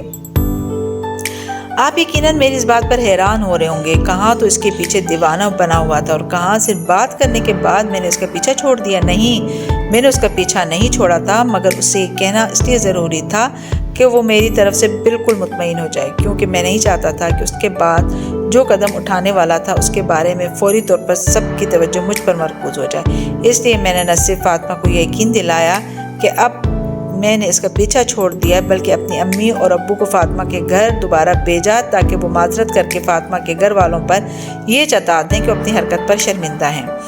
سب کچھ میری حسب توقع ہی ہوا۔ فاطمہ کے گھر والے نہ صرف میرے والدین کی معذرت پر بہت مطمئن ہو گئے بلکہ انہوں نے نہایت خوش دلی سے انہیں معاف بھی کر دیا۔ چچا نے یقیناً یہ سوچا ہوگا کہ بڑے بھائی کے ساتھ ان کے تعلقات ختم ہونے سے بچ گئے اور جس خلش کا وہ شکار ہوئے ہوں گے یقیناً وہ خلش بھی دور ہو گئی تھی۔ میرے ماں باپ کو اس بات پر حیرت ہوئی تھی کہ میں اتنا اعلیٰ ظرف کیسے ہو گیا کہ انہیں چچا اور چچی سے معذرت کے لیے کہہ رہا ہوں، مگر پھر انہوں نے سوچا ہوگا کہ شاید ان کی کوئی نیکی ان کے کام آ رہی ہے اور میں اپنی ضد چھوڑ رہا ہوں۔ آپ تو جانتے ہی ہیں والدین ایسے معاملات میں ہمیشہ اسی طرح سوچتے ہیں، مگر میں نے اپنی ضد چھوڑی تھی اور نہ ہی میں اتنا اعلیٰ ظرف ہو گیا تھا کہ اپنے ایک ایسے کام کے لیے معافیاں تلافیاں شروع کر دیتا جسے میں سرے سے غلط سمجھتا ہی نہیں تھا۔ زندگی میں بعض فیصلے ہم سوچ سمجھ کر کرتے ہیں، مگر بعض بغیر سوچے سمجھے۔ جو فیصلے سوچ سمجھ کر کرتے ہیں وہ دماغ سے کرتے ہیں جو بغیر سوچے سمجھے کرتے ہیں وہ دل سے کرتے ہیں۔ اگر آپ سے یہ کہوں کہ بعض دل سے کیے جانے فیصلے ہمیں اس قابل کر دیتے ہیں کہ ہم دوسروں کا دل اور دماغ دونوں جیت لیں، تو کیا آپ میری اس بات پہ یقین کریں گے؟ شاید نہیں۔ بہرحال اس رات میں نے بھی بغیر سوچے سمجھے صرف دل کے کہنے میں آ کر ایک فیصلہ کیا تھا، اور اس فیصلے نے بہتر ہے میں آپ کو بتا دوں کہ میں نے فاطمہ کو اغوا کروانے کا فیصلہ کیا تھا۔ آپ میں سے جو میری طرح جذباتی ہوں گے وہ اس وقت مجھے گالیاں دے رہے ہوں گے، خاص طور پر لڑکیاں، مگر اتنے غصے اور جوش میں آنے کی ضرورت نہیں ہے۔ آپ پہلے میرا نقطہ نظر تو سمجھنے کی کوشش کریں۔ میں جانتا ہوں اغوا کوئی اچھا قدم نہیں تھا، خاص طور پر کسی لڑکی کا اغوا، اور وہ بھی اس صورت میں جب وہ لڑکی خاندان کی ہو تو یہ اور بھی معیوب بات ہے، مگر اس وقت میں بس غصے میں تھا۔ زندگی میں پہلی بار میں نے اتنی شدت سے کسی چیز کی خواہش کی تھی، مگر وہ چیز مجھے ملنے کے بجائے کسی اور کا متقدر بن جانا چاہتی تھی۔ یہ میری برداشت سے باہر تھا۔ اگر فاطمہ میری نہیں ہو سکتی تھی تو پھر اسے احتشام کا بھی نہیں ہونا چاہیے تھا، اور اگر اسے احتشام کا مقدر بننا ہی تھا تو اب بھی میں یہ چاہتا تھا کہ احتشام کو یہ احساس نہ ہو کہ اسے خاندان کی سب سے اچھی لڑکی کا ساتھ نصیب ہو رہا ہے، اس لڑکی کا جس نے اس کے لیے مجھے ٹھکرا دیا تھا۔ میں چاہتا تھا فاطمہ سے شادی ہونے کی صورت میں بھی وہ کبھی کوئی فخر محسوس نہ کر سکے۔ جب کوئی میری طرح ٹھکرایا جاتا ہے تو پھر وہ اسی طرح کے حسد کا شکار ہوتا ہے۔ اس رات میں نے یہ طے کیا تھا کہ میں فاطمہ کو ایک آخری موقع دوں گا، اس سے بات کروں گا، اور اگر اب بھی اس نے میری آفر قبول نہ کی تو پھر میں فاطمہ کو اغوا کروا لوں گا۔ چند دن تک بحفاظت اسے کہیں رکھوں گا اور پھر رہا کر دوں گا، اور یہ چند دن جو وہ باہر گزار کر آئے گی یہ اس کے لیے خاندان میں اچھی خاصی رسوائی اور بدنامی کا باعث بنیں گے، اور پھر احتشام اسے شادی نہیں کرے گا۔ اگر مجبور ہو کر اس نے کر بھی لی تو یہ ایک مجبوری کا سودا ہی ہوگا، اور پھر رسوائی صرف فاطمہ ہی کے لیے نہیں بلکہ احتشام کے لیے بھی ہوگی۔ آپ خود سوچیں کہ اغوا شدہ لڑکی سے شادی ہمارے معاشرے میں کسی بھی مرد کے لیے کتنی بڑی ذلت ہے، اور میں اس ذلت سے احتشام کو دوچار کرنا چاہتا تھا۔ چند دن گزرنے کے بعد میں نے فاطمہ سے بات کی، اور میں نے آپ کو بتایا نا کہ اس نے انتہائی غیر مہذب الفاظ میں میری آفر ٹھکرا دی۔ مجھے اس سے یہی امید تھی، اس لیے میں بالکل مایوس نہیں ہوا۔ اس دن میں یونیورسٹی میں فاطمہ سے ملنے کے بعد واپس گھر آیا، نہ ہی فیکٹری گیا بلکہ اپنے کچھ دوستوں کے پاس چلا گیا۔ میں ایک بہت سیدھی سادی زندگی گزارنے والا انسان تھا۔ میں نے کبھی یہ نہیں سوچا تھا کہ مجھے زندگی میں کبھی اس طرح کوئی کام کرنا یا کروانا پڑے گا، مگر سوچنے سے کیا ہوتا ہے، آپ تو جانتے ہی ہیں کہ بلنڈر بغیر سوچے سمجھے ہوتے ہیں۔ میرا حلقہ احباب بھی بہت وسیع تھا، اور اس میں ہر کیٹیگری کے لوگ تھے، بہت اچھے، برے اور بہت برے، لیکن میرے لیے سب دوست تھے۔ اور جب کوئی آپ کا دوست ہو تو ہم اس کی بہت سی خامیاں نظر انداز کر دیتے ہیں، بہت سے عیبوں سے نظر چراتے رہتے ہیں۔ میں بھی یہی کرتا تھا۔ دوست بناتے میرے نزدیک واحد معیار یہ ہوتا تھا کہ وہ کتنا اثر و رسوخ اور دولت والا ہے۔ باقی چیزیں، میرا مطلب ہے کردار وغیرہ، میرے نزدیک بہت ثانوی حیثیت رکھتے تھے۔ میرے دوستوں میں کچھ لوگ جرائم پیشہ بھی تھے، نہیں انہوں نے کوئی بہت بڑے بڑے جرم نہیں کیے تھے، بس شوقیہ چھوٹے موٹے جرائم کرتے رہتے تھے، مثلا لڑکیوں سے پرس چھین لینا، کسی سے گاڑی چھین لینا، یا پھر ڈپارٹمنٹ سٹور سے مہنگی چیزیں پار کر لینا۔ میں ان سب کے کارناموں سے واقف تھا، اور ہم اکثر ان حرکتوں کا ذکر کر کے ہنستے تھے۔ میں ان حرکتوں کو پسند نہیں کرتا تھا، مگر میں نے کبھی اپنے دوستوں کو ان باتوں سے منع بھی نہیں کیا تھا، کیونکہ میرے خیال میں ان کا ذاتی فعل تھا اور مجھے مداخلت کا حق نہیں تھا۔ شجاع بھی میرے کچھ ایسے ہی دوستوں میں شامل تھا جو اسی سرگرمیوں میں انوالو تھا۔ میری اس کے ساتھ بہت گہری اور بہت پرانی دوستی تھی۔ وہ بنیادی طور پر ایک جاگیردار کا بیٹا تھا، مگر تعلیم حاصل کرنے کے لیے شہر بھیجے جانے کے بعد مستقل یہیں کا ہو گیا تھا۔ تعلیم تو اس نے خیر کیا حاصل کرنی تھی، مگر علم کافی حاصل کیا، بدلتی دنیا کے نئے طور طریقوں کا۔ تو میں آپ کو بتا رہا تھا کہ میں نے شجاع کا ہنر اور علم آزمانے کا فیصلہ کیا اور اس کے پاس چلا گیا۔ اس نے میری بات بڑے تحمل اور سکون سے سنی۔ تم اپنی کزن کو اغوا کروانا چاہتے ہو، اور چاہتے ہو کہ وہ 2-3 دن کے بعد اسے بحفاظت واپس چھوڑ دیا جائے، مگر اس سے تمہیں کیا ملے گا؟ کیا تم اسے شادی کرنا چاہتے ہو؟ میری بات سننے کے بعد کچھ الجھ گیا۔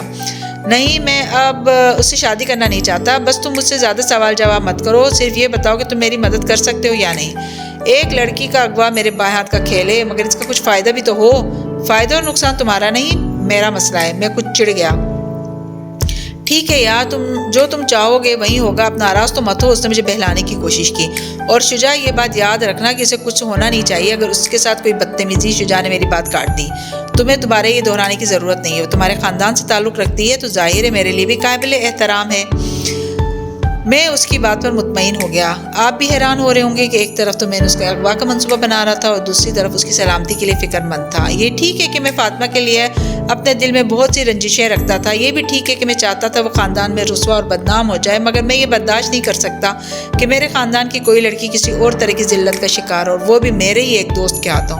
اور پھر شاید میں یہ اس لیے بھی برداشت نہیں کر سکتا تھا کیونکہ وہ لڑکی فاطمہ تھی جس سے میں نے محبت۔ خیر، اس ذکر کو چھوڑ دیں۔ میں نے شجاع سے کہا وہ اگلے کچھ دنوں میں فاطمہ کی روٹین معلوم کرے، وہ کتنے بجے یونیورسٹی جاتی ہے، بس روٹ سے جاتی ہے، اور اسی طرح اس کی واپسی کے بارے میں بھی۔ فاطمہ کے بارے میں کچھ ضروری تفصیلات میں نے اسے بتا دی تھی، اور کزن کی شادی پر کھینچی جانے والی اس کی ایک تصویر بھی اسے دے دی تھی۔ شجاع نے اگلے کچھ دنوں میں پورا پلان ورک آؤٹ کر کے مجھے دے دیا، مگر میں فوری طور پر ابھی اس کا اغوا نہیں چاہتا تھا۔ میں چاہتا تھا کچھ دن اور گزر جائیں، میرے پرپوزل والا ایشو اب اچھی طرح دب جائے، پھر میں اپنے پلان پر عمل کروں۔ کچھ عرصہ اسی طرح گزرا، اور پھر اچانک مجھے پتہ چلا کہ احتشام اور فاطمہ کی شادی کی تاریخ طے ہو گئی۔ اب مجھے کچھ کرنا تھا، وہ اس سے پہلے کرنا تھا، کیونکہ ایک بار فاطمہ گھر بیٹھ جاتی تو ہمارا سارا پلان خراب ہو جاتا۔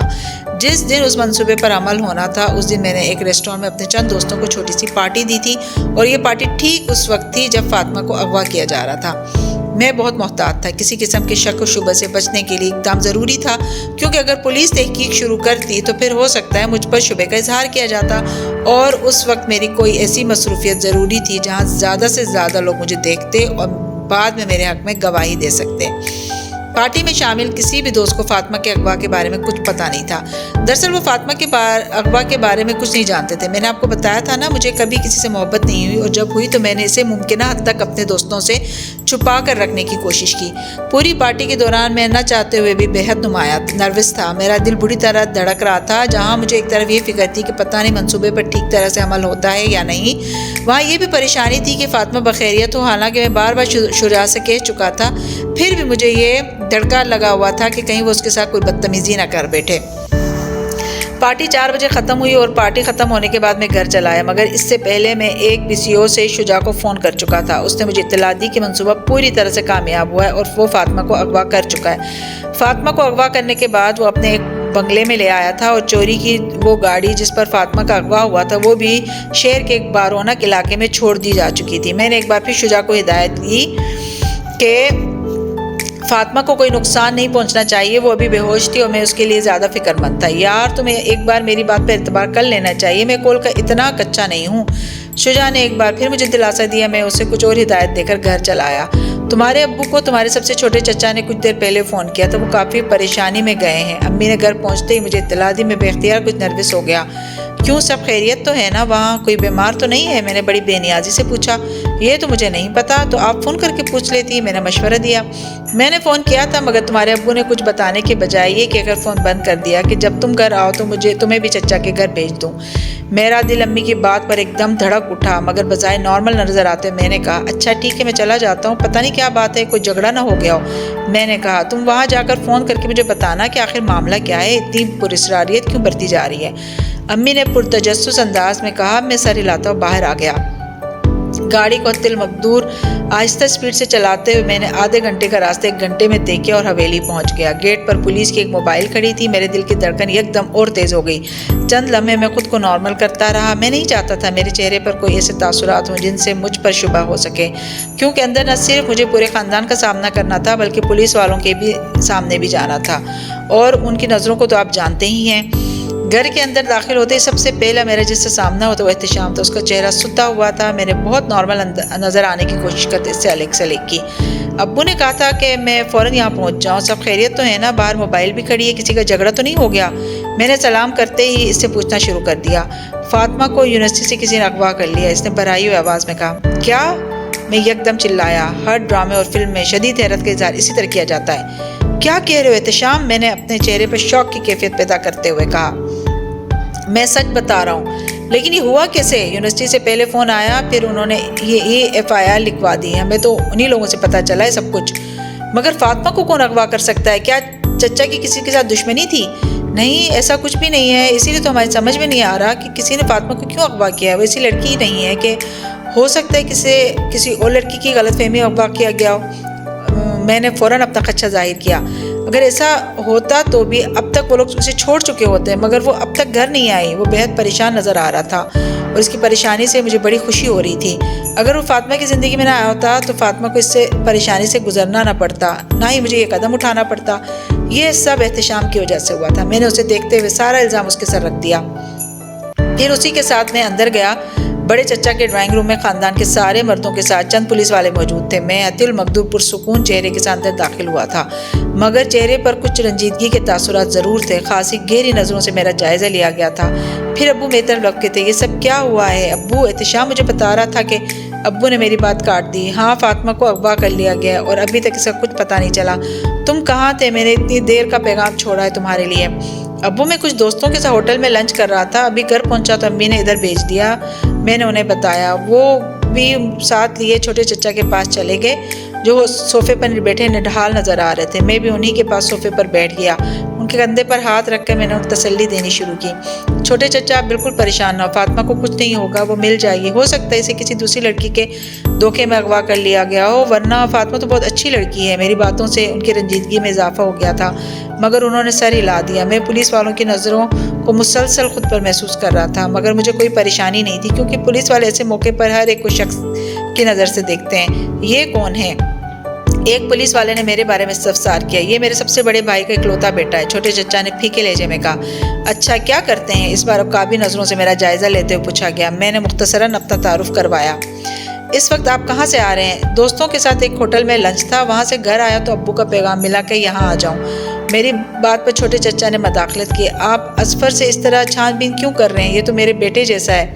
نہیں چھوٹے چچا، کوئی بات نہیں، ان کا کام ہی تفتیش کرنا ہے، انہیں اپنا کام کرنے دیں۔ میں نے بڑی اعلیٰ ظرفی کا مظاہرہ کرتے ہوئے پولیس انسپکٹر کو اپنا کام جاری رکھنے کے لیے کہا۔ اس نے مجھ سے چند اور سوال کیے اور اس کے بعد باقی پولیس والوں کے ساتھ اٹھ کر چلا گیا۔ جوں جوں اندھیرا چھا رہا تھا، حویلی میں ایک ذوق کی کیفیت بڑھتی جا رہی تھی۔ اگر فاطمہ کو میں نے اغوا نہ کیا ہوتا تو شاید اس وقت میں بھی ان لوگوں کے دکھ کو محسوس کرتے ہوئے اتنی تکلیف کا شکار ہوتا، مگر اب اس کو اغوا کرنے کے بعد میں جانتا تھا کہ میرے پاس ہے، اس لیے میں مصنوعی پریشانی کے تاثرات دیے چچا ان کے گھر والوں کو تسلیاں دیتا رہا۔ میری امی بھی وہاں آ چکی تھی، بلکہ پورا خاندان ہی وہاں جمع تھا۔ لوگ طرح طرح کے مشورے دے رہے تھے۔ آپ تو جانتے ہی ہیں، ایسے موقع پر لوگوں کو اپنے دل کا غبار نکالنے کا اچھا موقع مل جاتا ہے۔ لوگوں کو مسئلے کے حل میں اتنی دلچسپی نہیں ہوتی جتنا مشورہ دینے میں۔ یہاں موجود سب لوگ بھی یہی کرنے میں مصروف تھے اور میں بڑے اطمینان سے وہاں موجود لوگوں کے تاثرات سے ان کے دلوں کا حال جاننے کی کوشش کر رہا تھا۔ رات کے میں اپنے والدین کے ساتھ واپس گھر آ گیا۔ گھر آنے کے بعد میں نے نہ تو شجاع کو فون کرنے کی کوشش کی، نہ ہی اس کے پاس جانے کی کوشش کی۔ یہ دونوں چیزیں میرے لیے نقصان دہ ثابت ہو سکتی تھیں، کیونکہ ہو سکتا تھا پولیس نے مجھ پر نظر رکھی ہوئی ہوتی اور میرا فون ٹیپ ہو رہا ہوتا، میرا پیچھا کیا جاتا۔ اس لیے میں اطمینان کے ساتھ گھر پر ہی رہا، مگر رات کو میں کچھ بے چین ضرور تھا۔ اگلے دن صبح میں نے ایک PCO سے شجاع کو فون کیا اور اس سے فاطمہ کے بارے میں پوچھا۔ یار، تمہاری کزن عجیب لڑکی ہے، نہ اس نے کوئی رونا دھونا مچایا، نہ ہی کوئی ہنگامہ کھڑا کیا، بس خاموش ہے۔ مجھ سے پوچھ رہی تھی کہ میں نے کس کے کہنے پر اسے اغوا کیا ہے۔ میرے نہ بتانے پر اس نے پوچھنے پر اصرار نہیں کیا۔ وہ مجھے فاطمہ کے بارے میں بتا رہا تھا۔ میں نے جانتا تھا وہ ایسی ہی لڑکی ہے، مگر شجاع یہ نہیں جانتا تھا۔ اسے فاطمہ کے بارے میں کچھ اور ہدایات دے کر میں واپس گھر آ گیا۔ گھر پر ابو بہت پریشان تھے۔ بھائیوں سے ان کے تعلقات پہلے جیسے نہ صحیح، مگر بہرحال نواز چچا ان کے بھائی تھے اور فاطمہ ان کی بھتیجی۔ ان کی پریشانی فطری تھی۔ میری امی بہت مطمئن تھی، بلکہ شاید شکر کر رہی تھی کہ فاطمہ سے میری نسبت طے نہیں ہوئی تھی، ورنہ شاید آج ہم لوگ بھی اسی پریشانی سے گزر رہے ہوتے۔ اب یہ انہیں کون بتاتا کہ اگر فاطمہ کی نسبت مجھ سے طے ہو جاتی تو پھر فاطمہ کے اغوا کی نوبت ہی نہیں آتی۔ وہ سارا دن بھی میں نے حویلی میں ہی گزارا۔ احتشام کے گھر جانے سے پہلے میں اپنے ایک دوست کے گھر چلا گیا۔ وہ میرے اس کارنامے سے واقف نہیں تھا۔ میں نے اس کی عدم موجودگی میں اس کے فون کو استعمال کرتے ہوئے شجاع سے بات کی اور اس سے ہونے والی گفتگو نے مجھے کچھ اضطراب میں گرفتار کر دیا۔ یار، تمہاری کزن نے تو مجھے آج پریشان ہی کر دیا، شجاع نے فون ملتے ہی کہا۔ میں کچھ بے چین ہو گیا۔ کیوں، کیا ہوا؟ ہونا کیا؟ اس نے مجھ سے کہا کہ میں جانتی ہوں مجھے کس نے اغوا کیا ہے۔ شجاع کی بات پر ایک لمحے کے لیے میرا سانس رک گیا۔ کیا؟ اس نے بے اختیار کہا۔ گھبراؤ مت، میں بھی ایسے ہی پریشان ہو گیا تھا۔ پھر اس نے مجھ سے کہا کہ مجھے میرے کزن نے اغوا کیا ہے۔ شجاع کی اگلی بات پر میرے سر پر آسمان ٹوٹ پڑا تھا۔ مجھے اندازہ نہیں تھا وہ اس قدر ذہین تھی کہ مجھے بوجھ لیتی۔ مجھے اپنے گلے میں پھانسی کا پھندا نظر آنے لگا تھا۔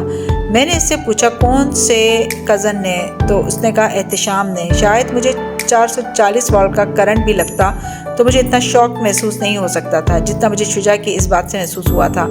یہ احتشام کون ہے اظفر؟ اب شجاع مجھ سے پوچھ رہا تھا جبکہ میرا ذہن ہوتے کھا رہا تھا کہ اس نے احتشام کا نام اس سلسلے میں کیوں لیا؟ تمہیں یقین ہے اس نے احتشام کا ہی نام لیا تھا؟ میں نے کچھ بے یقینی سے پوچھا۔ ہاں یار، مجھے کوئی دھمکا کیسے سکتا ہے؟ وہ کچھ برا مان گیا۔ اس نے یہ بھی فرمائش کی کہ جب اسے رہا کیا جائے تو بے ہوش نہ کیا جائے تاکہ آنکھوں پر پٹی باندھ کر لے جایا جائے۔ اب تم بتاؤ کس کی بات مانی جائے یا نہیں؟ شجاع مجھ سے پوچھ رہا تھا جبکہ میں ابھی تک الجھا ہوا تھا، اور اسی الجھن میں نے اسے اجازت دے دی کہ وہ فاطمہ کی آنکھوں پر پٹی باندھ کر اسے رہا کرے۔ مگر اصل جھٹکا تو ابھی میرا منتظر تھا۔ فاطمہ کو اگلے دن دوپہر کے بعد رہا کرنا تھا اور میں اس وقت اپنے گھر چلا گیا تاکہ شجاع مجھے اس کی رہائی کی اطلاع دے سکے۔ دوپہر کے بعد شجاع نے فون پر مجھے انفارم کر دیا تھا کہ میں نے فاطمہ کو کس علاقے میں چھوڑا ہے۔ میں مطمئن ہو کر گھر سے نکلنے ہی والا تھا جب ملازم نے مجھے کسی لڑکی کے فون کی اطلاع دی۔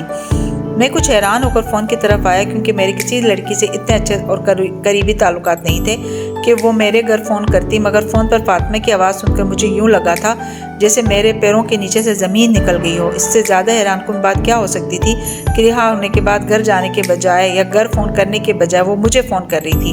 میں نے اس سے پوچھا، فاطمہ تم کہاں سے بات کر رہی ہو؟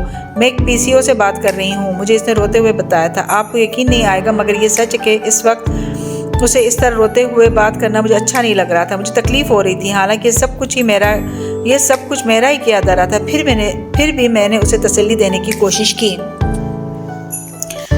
فاطمہ دیکھو پلیز خاموش ہو جاؤ، رو مت، مجھے اس PCO کا پتہ بتاؤ، میں وہاں آ جاتا ہوں۔ میری بات کے جواب میں اس نے جو کہا تھا اس نے حقیقی معنوں میرے وجود کو برف کی طرح سرد کر دیا تھا۔ اس نے بلند آواز میں روتے ہوئے کہا، اظفر، ان لوگوں نے میرے ساتھ بہت بدتمیزی کی ہے۔ چند لمحوں کے لیے میں کچھ بولنے کے قابل نہیں رہا۔ یہ کیسے ہو سکتا تھا کہ میری ہدایت کے باوجود شجاع اگر فاطمہ کو کچھ، میں نے تقریباً چلاتے اس سے پوچھا، انہوں نے تمہارے ساتھ کیا کیا ہے فاطمہ؟ میں نہیں بتا سکتی، میں اب مر جانا چاہتی ہوں، وہ روتے ہوئے کہہ رہی تھی۔ وہ میرا دل چاہ رہا تھا میں شجاع کے ٹکڑے کر کے کتوں کے سامنے پھینک دوں۔ میں نے اس سے کہا تھا، پھر بھی اس نے آپ تو جان ہی گئے ہوں گے۔ میں کیا سمجھ رہا تھا؟ میں اس قدر بوکھلایا ہوا تھا کہ جب بات کرتے اس نے کہا کہ وہ میرے گھر آ رہی ہو، اسے مجھ سے ایک پسٹل چاہیے جس سے وہ احتشام کو شوٹ کر سکے، تو میں نے اس سے کوئی بات ہی نہیں کر سکا، اور جب میں بات کرنے کے قابل ہوا تو وہ فون بند کر چکی تھی۔ اس کے فون بند کرنے کے فوراً بعد میں نے تمام احتیاطی تدابیر کو بالائے طاق رکھتے ہوئے شجاع کو فوراً فون کیا، اور اس کی آواز سنتے ہی میں اس پر برس پڑا۔ میری زبان پر جتنی گالیاں آ سکتی تھی میں نے اسے دے ڈالی۔ وہ حیرانی سے مجھے گالیاں بکتے ہوئے سن رہا تھا۔ وہ بار بار مجھ سے کچھ کہنے کی کوشش کرتا رہا مگر میں نے اسے کچھ بولنے کا موقع ہی نہیں دیا۔ اس وقت میں جس ذہنی کیفیت میں تھا اس میں سے کوئی بات نہیں سن سکتا تھا۔ یقین کرو اظفر، میں نے تمہاری کزن کے ساتھ کوئی بدتمیزی نہیں کی، میں نے تو اسے بہن کی طرح رکھا ہے، اس نے قسم کھاتے ہوئے بالآخر کہا۔ جواب میں نے اسے کچھ اور گالیاں دیں۔ فاطمہ جھوٹ نہیں بولتی، اور اس نے خود مجھے کہا ہے تم لوگوں نے اس کے ساتھ، شجاع میں تم لوگوں کو قبر میں اتار دوں گا۔ تم یاد رکھنا، تمہاری کزن جھوٹ بول رہی ہے، الزام لگا رہی ہم پر، ہم لوگوں نے اسے ہاتھ تک نہیں لگایا۔ وہ قسمیں کھاتا رہا مگر میں نے دھمکیاں اور گالیاں دینے کے بعد فون بند کر دیا۔ اب میں فاطمہ کا انتظار کر رہا تھا۔ میں اس سے ساری تفصیلات جاننا چاہتا تھا، اور اس کے بعد ہی میں طے کرنا چاہتا تھا کہ مجھے شجاع کے ساتھ کیسا سلوک کرنا چاہیے۔ میں اپنی گاڑی گیٹ سے باہر نکال لایا تھا اور بے چینی سے سڑک پر چکر لگا رہا تھا، اور جب وہ ایک رکشے پر آئی اور مجھے دیکھتے ہی رونے لگی۔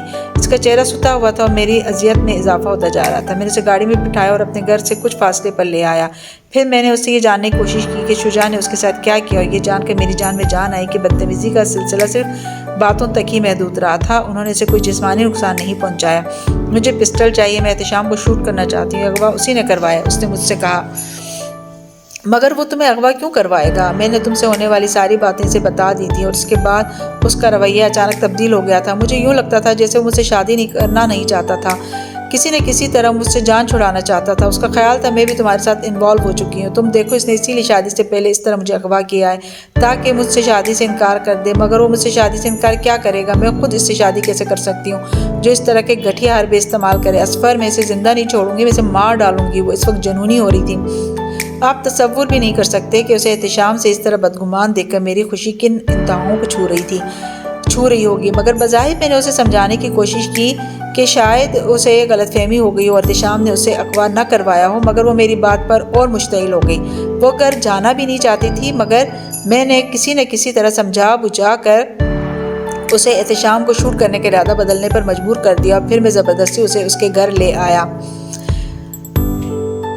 ذرا اندازہ لگانے کی کوشش کریں اس وقت میں کن فضاؤں میں پرواز کر رہا ہوں۔ ایک لڑکی جس کی نظروں میں آپ کی کوئی حیثیت ہی نہ ہو، ایک دم آپ اس کی نظروں میں وہ وقت حاصل کر لیں کہ کوئی دوسرا آپ کے سامنے ٹھہر ہی نہ سکے، تو بندہ کیا محسوس کرتا ہے؟ میرا ہر وار کامیاب رہا تھا۔ یہ اغوا میرے لیے بہت ہی پروڈکٹیو ثابت ہوا۔ میں جان چکا تھا فاطمہ اور احتشام کی شادی ناممکنات میں سے۔ میں نے ہیر رانجھا کی اس کہانی میں کیدو کا کردار بڑی مہارت سے ادا کیا تھا اور توقع سے زیادہ کامیابی حاصل کی تھی، مگر نہیں، شاید ابھی میرے لیے کچھ انعامات باقی تھے جو اگلے دن میرے حصے میں آنے تھے۔ کیا آپ یقین کریں گے کہ اگلے دن میرے پورے خاندان کے سامنے فاطمہ نے احتشام کے ساتھ شادی سے انکار کر دیا۔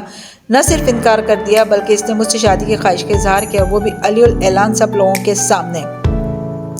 مجھے جو سکتا ہونا تھا وہ تو ہوا ہے، کیونکہ میں توقع نہیں کر رہا تھا کہ مجھ سے شادی کی خواہش کا اظہار کرے گی، وہ بھی اتنا فوری اور سب کے سامنے۔ یہ ایک ایسی بات تھی جس کے بارے میں ایک دن پہلے میں نے سوچا تک نہیں تھا، مگر اس وقت جب سب کے سامنے اس نے مجھ سے کہا، اصفر تم مجھ سے شادی کرو گے نا؟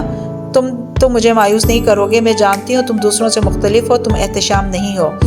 پھر میں نے احتشام کے چہرے پر پھیلنے والی تاریکی دیکھی اور اس کے بعد میں نے اس کی آنکھوں سے اپنے لیے ایک ایسے اعتماد کو دیکھا جو پہلے نہیں تھا، تو بے اختیار میں نے سر ہلا دیا۔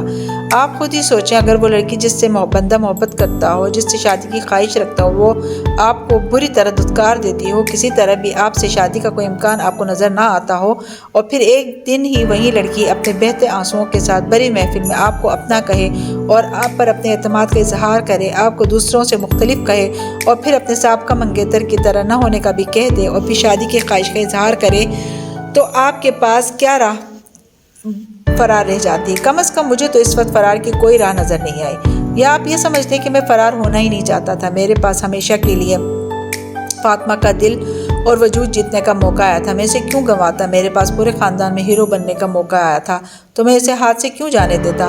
آدھے گھنٹے کے بعد میرے ماں باپ کی ناپسندیدگی اور ناراضگی کے باوجود فاطمہ کے ساتھ وہیں میرا نکاح ہو گیا اور رخصتی ہوئی۔ ابو شروع میں ناراض تھی، پھر چچا نے انہیں اکیلے میں لے جا کر شاید ان کی منت سماجت کی ہوگی۔ یہی وجہ ہے کہ جب وہ واپس آئے تو پہلے کی طرح اپنی ناراضگی کا اظہار کرنے کے بجائے خاموش رہے اور میری امی کو کہنے لگی کہ شادی ہو جانے دیں، مگر میری امی نے جتنا بولنا چاہا بولتی رہی، اور جب انہیں اندازہ ہو گیا کہ وہ یہ شادی نہیں روک سکتی تھی تو وہ اٹھ کر گھر چلی گئیں۔ ابو نے اس وقت تو یہ شادی ہو جانے دی اور فاطمہ کو بخوشی بہو کے طور پر قبول کر لیا، مگر پتہ نہیں کیوں اگلے کئی ماہ تک مجھ سے اکڑے رہے۔ چند ماہ گزرے تو وہ نارمل ہو گئے تھے، مگر آپ تو جانتے ہی ہیں اس طرح کی شادی پر ماں باپ کا رد عمل کچھ ایسا ہی ہوتا ہے۔ فاطمہ کا حق میں چچا نواز نے 10 لاکھ طے کیا اور میں نے کوئی اعتراض نہیں کیا۔ میں نے بخوشی حق میں ادا کرنے پر آمادگی ظاہر کر دی۔ وہ بیچارے خوف زدہ ہو گئے کہ ان کی بیٹی جس طرح کے حالات سے گزری تھی، بعد میں کہیں ان کو چھوڑ نہ دوں، مگر میرا ایسا کوئی ارادہ نہیں تھا۔ میں کوئی بیوقوف نہیں تھا جو کفران نعمت کرتا۔ فاطمہ سے شادی کیسے بھی حالات میں کیوں نہ ہوئی ہو، مگر وہ میرے لیے ایک آئیڈیل بیوی ثابت ہوئی، ایک ایسی بیوی جس کی نظروں میں دیوتا سے کم نہ تھا۔ اس کا بس چلتا تو اپنی جان بھی مجھ پر قربان کر دیتی۔ بقول اس کے میں نے اس پر احسان ہی اتنا بڑا کیا تھا۔ وہ دن میں کئی بار مجھ سے اپنی عقیدت کا اظہار کرتی رہتی، اپنی ممنونیت کا احساس دلاتی رہتی، اور پھر جب میں اس سے یہ کہتا کہ وہ اب سب کچھ بھلا دے تو وہ کہتی، نہیں اصفر، ہر بات بلانے والی نہیں ہوتی، کم از کم وہ سب کچھ تو ہرگز نہیں جو تم نے میرے ساتھ کیا۔ یہ بات کہتے ہوئے اس کی آنکھوں میں میرے لیے کتنی عقیدت ہوتی میں آپ کو بتا نہیں سکتا۔ شاید وہ اس وقت اپنے وجود کو میرے قدموں کے نیچے بچھا دینا چاہتی ہوگی۔ میرے حصے میں کیسی عورت آ گئی تھی جو جدید دور کی دیوداسی تھی؟ کیا کوئی دوسرا مرد اتنا خوش قسمت ہو سکتا ہے؟ وہ صرف مجھ پر ہی جان نثار کرنے کو تیار نہیں رہتی تھی، بلکہ میرے ماں باپ اور بہنوں کے لیے بھی اپنی باہیں وا کیے رکھتی تھی۔ میں نے آپ کو بتایا نا کہ میری امی نے اس شادی کو قبول نہیں کیا تھا، چنانچہ انہوں نے فاطمہ کی زندگی کو عذاب بنا کر رکھ دیا۔ میرے سامنے فاطمہ کے ساتھ ان کا سلوک جتنا برا ہوتا، میری عدم وجودگی میں اس سے بھی زیادہ برا ہوتا۔ وہ فاطمہ کو ایسی باتیں سناتی جن کا میں تصور بھی نہیں کر سکتا تھا۔ مجھے فاطمہ کی برداشت پر حیرت ہوتی تھی، جو بڑی خاموشی سے سب کچھ سن لیتی تھی اور پھر بھی امی کی خدمت پر کمر بستہ رہتی تھی۔ بعض دفعہ جب اس کے صبر کا پیمانہ لبریز ہو جاتا تو میرے سامنے رونے لگتی اور امی کے الفاظ میرے سامنے دہراتی جو میرا خون کھولا دیتے۔ امی اسے اس کے اغوا کے حوالے سے تانے دیا کرتی تھی، اور یہ تو صرف میں جانتا تھا کہ اغوا میں نے کروایا تھا۔ فاطمہ اس معاملے میں بالکل بے قصور تھی، مگر امی کو یہ کون سمجھاتا؟ بعض دفعہ تو ساری رات سو نہیں پاتا تھا، کیونکہ امی کے الفاظ کچھ ایسے ہی ہوتے تھے۔ پھر میرا امی کے ساتھ جھگڑا ہوتا اور امی ان ساری باتوں سے مکر جاتی، اور فاطمہ وہ اتنی خوفزدہ ہوتی تھی کہ وہ امی کے سامنے ان کی کسی بات کی تردید نہ کرتی، بلکہ یہ کہتی کہ انہوں نے اسے کچھ نہیں کہا۔ یہ سلسلہ صرف امی تک محدود رہتا تو شاید میں پھر بھی کسی نہ کسی صبر کر لیتا، مگر میری بہنیں بھی ایسی باتوں میں پیش تھیں۔ میرے سامنے وہ کوئی بات نہ کرتی، مگر میری عدم موجودگی میں فاطمہ کو ہر طرح سے ذلیل کرنے کی کوشش کرتی رہتی، اور وہ پھر بھی ان کی خاطر مدارت کرتی رہتی، صرف اس لیے کہ میری بہنیں تھیں اور فاطمہ میری احسان مند تھی۔ اسے مجھ سے منسوب ہر چیز سے محبت تھی۔ بعض دفعہ تو مجھے شرمندگی ہوتی کہ میں نے آخر کیوں، اسی پچھتاوے کو کم کرنے کے لیے میں نے اپنا گھر اس کے نام کر دیا تھا۔ اس رات بھی وہ میری امی کی کچھ باتوں سے دل گرفتہ تھی، پھر روتے روتے وہ کھڑکی میں جا کر کھڑی ہو گئی۔ میں اسے کنسول کرنے کے لیے اس کے پاس آ گیا۔ وہ مجھ سے بات کرنے لگی اور بات کرتے کرتے اس نے کہا، جب میری منگنی ہوئی تھی احتشام کے ساتھ تو ان دنوں ایک بار احتشام نے میری امی سے کہا تھا کہ وہ باہر سے پڑھ کر واپس آنے کے بعد اپنا گھر بنائے گا جسے وہ میرے نام کر دے گا۔ جب امی نے یہ بات مجھے بتائی تو میں نے مذاق میں بات اڑا دی، مگر بعد میں جب میں نے سوچا کہ ایک الگ اور اپنا گھر کتنی خوشی اور سکون کا باعث ہوتا ہے تو مجھے احتشام پر بہت اس نے بات ادھوری چھوڑ دی اور میرے دل پر چھریاں سی چل گئیں۔ آخر وہ کیا کہتے رکی تھی؟ میرے ساتھ اگر یہ حادثہ نہ ہوتا اور احتشام میرے ساتھ یہ سب نہ کرتا تو شاید آج میرا بھی اپنا ایک گھر ہوتا۔ اس نے چند لمحوں کے بعد کہا، اس گھر سے بھی بڑا، پھر کوئی اس طرح مجھے تسلیم نہیں کر سکتا تھا۔ وہ ایک دم کہہ کر تیزی سے میرے پاس سے چلی گئی اور جا کر بیڈ پر لیٹ گئی، مگر میرے اوپر ایک قیامت گزر رہی تھی۔ شادی کے بعد پہلی بار میں نے احتشام کا ذکر اس کے منہ سے اس طرح کسی حسرت سے منسوب ہو کر سنا تھا، ورنہ وہ اگر احتشام کا ذکر کرتی تھی تو برے لفظوں میں ہی، مگر اس رات اس نے مجھے ہلا دیا تھا۔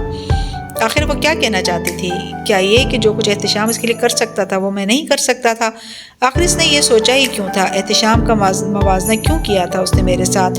میرے اندر تو جیسے ایک آگ بھڑک اٹھی تھی۔ وہ بیڈ پر سو چکی تھی اور میں سگریٹ پھونک پھونک کر کمرے کے چکر لگاتا رہا۔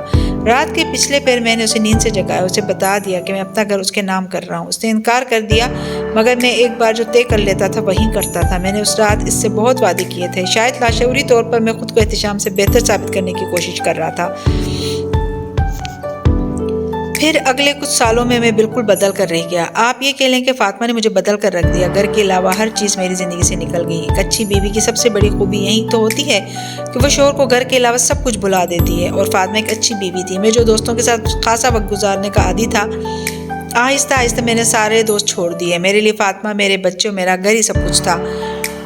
میں اپنے والدین اور بہنوں تک کو فراموش کر چکا ہوں اور مجھے اس پر کوئی پچھتاوا نہیں ہے۔ وہ لوگ فاطمہ کی عزت نہیں کرتے، اور جو فاطمہ کی عزت نہیں کرتا اس سے میں کوئی تعلق رکھنے پر تیار نہیں ہوں۔ فاطمہ کے نام میں نے صرف گھر ہی نہیں کیا اور بھی بہت کچھ کیا، نہ صرف اس کے نام بلکہ اپنے بچوں کے نام بھی۔ اس سے مجھے یہ فائدہ ہوا کہ فاطمہ ہر گزرتے سال کے ساتھ پہلے سے بھی زیادہ میری احسان مند ہوتی گئی۔ اس کی نظروں میں میرا مقام اور بڑھتا گیا۔ وہ مجھے ایک ایسا شوہر سمجھتی ہے جو اس کے اللہ کا خاص انعام ہے، اور میں نے اپنے ہر عمل سے اس بات کو ثابت کیا ہے۔ دولت اور جائیداد کے بدلے اگر کسی کا دل اس طرح جیت دیا جائے کہ وہ تعمر آپ کا غلام بن جائے تو سودا برا تو نہیں ہے۔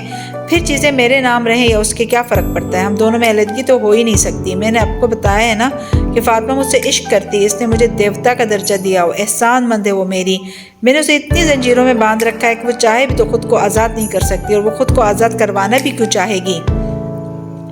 تو اب تو آپ جان ہی گئے ہیں نا کہ میں نے اس پر کیا احسان کیا، اور یہ کہ میں یہ کیوں کہہ رہا ہوں کہ مرد عورت سے زیادہ عقل مند ہوتا ہے۔ عورت لاکھ چاہے مگر ذہانت کے معاملے میں وہ کسی بھی طرح مرد کا مقابلہ نہیں کر سکتی۔ آپ خود ہی سوچیں، میں نے ہر بازی ہر داؤ کتنی مہارت سے لگایا، اتنی مہارت سے کہ آج 15 سال گزرنے کے بعد بھی فاطمہ کو احساس نہیں ہو سکا کہ وہ جس کی بیوی بن کر ہر وقت اس کے احسانوں کے بوجھ تلے دبی رہتی ہے، اس نے اس کے ساتھ کتنا بڑا دھوکہ کیا۔ وہ جس کے ہر وقت گن گاتی رہتی ہے، اس نے اسے کس طرح مات دی ہے۔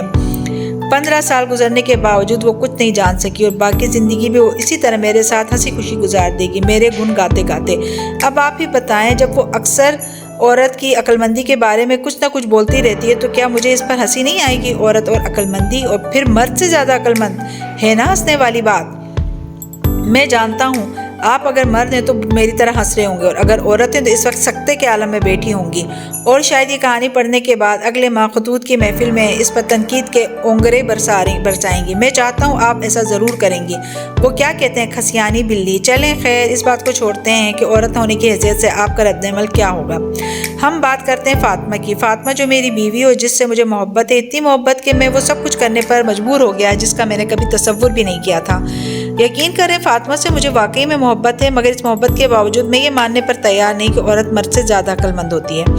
مرد ہر بازی دماغ سے کھیلتا ہے، بس کبھی کبھار کوئی ایک بازی ایسی ہوتی ہے جسے وہ دل سے کھیلتا ہے، اور جس بازی کو وہ دل سے کھیلتا ہے اس میں مات کبھی نہیں کھاتا، کیونکہ وہ بازی انا کی بازی ہوتی ہے۔ پھر اس کے بعد کیا ہوتا ہے یہ تو آپ سب جانتے ہیں، میں ٹھیک کہہ رہا ہوں نا؟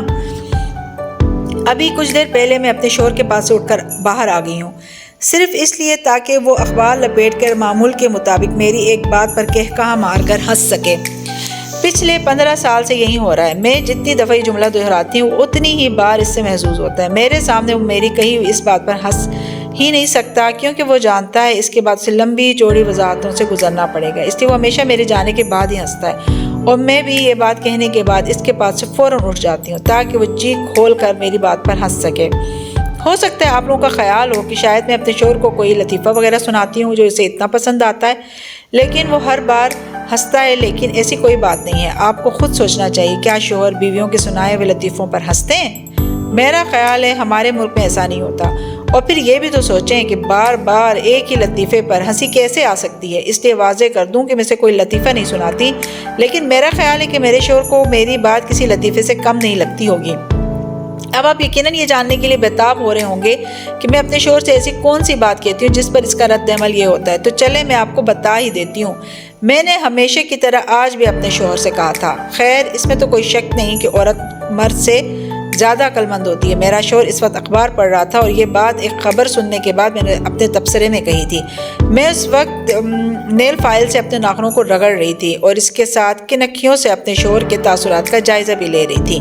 میرے جملے پر ہمیشہ کی طرح سے محظوظ ہو کر مجھے دیکھا، اور پھر کافی دیر وہ میرے چہرے کو ہی دیکھتا رہا۔ اس وقت وہ دل میں میری خوبصورتی کو سراہنے کے ساتھ ساتھ یقیناً اپنی ہنسی کو ضبط کرنے کے لیے بے تحاشا کوشش کر رہا تھا۔ ہمیشہ ایسا ہی ہوتا تھا، میں یہ بات کہتی اور وہ اپنی ہنسی کو ضبط کرتے کرتے میرا چہرہ دیکھنے لگتا، اور پھر کافی دیر میرا چہرہ دیکھتا رہتا۔ پھر مجھے اس پر ترس آ جاتا اور میں اس کے پاس سے اٹھ جاتی تاکہ وہ چند منٹ اچھی طرح ہنس لے۔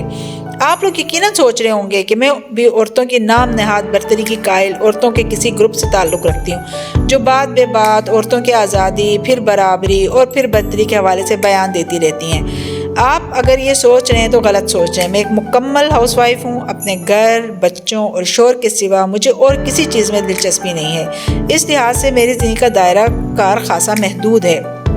ہو سکتا ہے اب آپ یہ سوچ رہے ہوں کہ پھر میں ان عورتوں میں سے ہوں گی جنہیں شوہر کی بے التفاتی اور بے رخی کی شکایت رہتی ہے اور وہ ہمیشہ اپنے شوہروں سے بحث میں الجھی رہتی ہیں۔ آپ ایسا سوچ رہے ہیں تو ایک بار پھر غلط سوچ رہے ہیں۔ مجھے شوہر سے بحث کرنے کی عادت ہے، نہ دلچسپی، اور نہ ہی کبھی اس کی ضرورت پیش آئی ہے، کیونکہ میرا شوہر آئیڈیل نہ صحیح مگر پھر بھی شوہروں کی اس قسم سے تعلق رکھتا ہے جو بہت نایاب ہوتی ہیں۔ اسفر کے لیے فیکٹری اور گھر کے درمیان اور کوئی ایسی جگہ نہیں جو اسے اپنی جانب کھینچ سکے۔ صبح ٹھیک 9 بجے وہ گھر سے نکل جاتا ہے اور رات کو ٹھیک 8 بجے وہ دوبارہ گھر میں داخل ہوتا ہے۔ یہ ٹائمنگ صرف انہی دنوں کچھ بدلتی ہے جب فیکٹری میں کام زیادہ، اور ایسا صرف سال کے کچھ خاص مہینوں میں ہوتا ہے۔ گھر آنے کے بعد اس کا سارا وقت میرے اور میرے بچوں کے لیے ہوتا ہے۔ شادی سے پہلے اس کے دوستوں کی ایک بہت بڑی تعداد تھی۔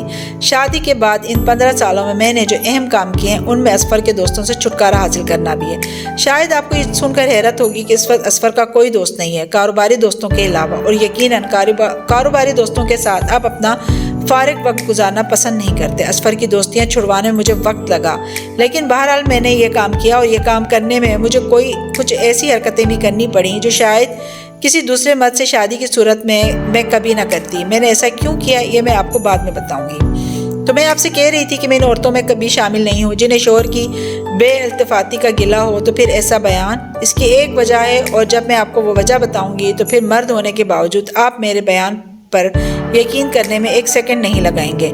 میں اسفر کے ساتھ شادی کر کے بہت خوش اور مطمئن ہوں، اور مجھے اسفر سے شادی کرنے سے نفرت تھی۔ پھر بھی یہ جان کر آپ کی حیرت ہوگی کہ یہ شادی میرے اصرار پر ہو گئی تھی۔ نہیں، یہ لو میرج نہیں تھی، مگر اسفر مجھ سے بہت محبت کرتا تھا۔ ہاں، مگر جب میں اسے شادی کرنا چاہتی تھی تو مجھ سے شادی نہیں کرنا چاہتا تھا۔ میں جانتی ہوں آپ کچھ بھی نہیں سمجھ پا رہے ہوں گے، تو پھر آئیں ہر چیز کو ذرا تفصیلاً دیکھتے ہیں۔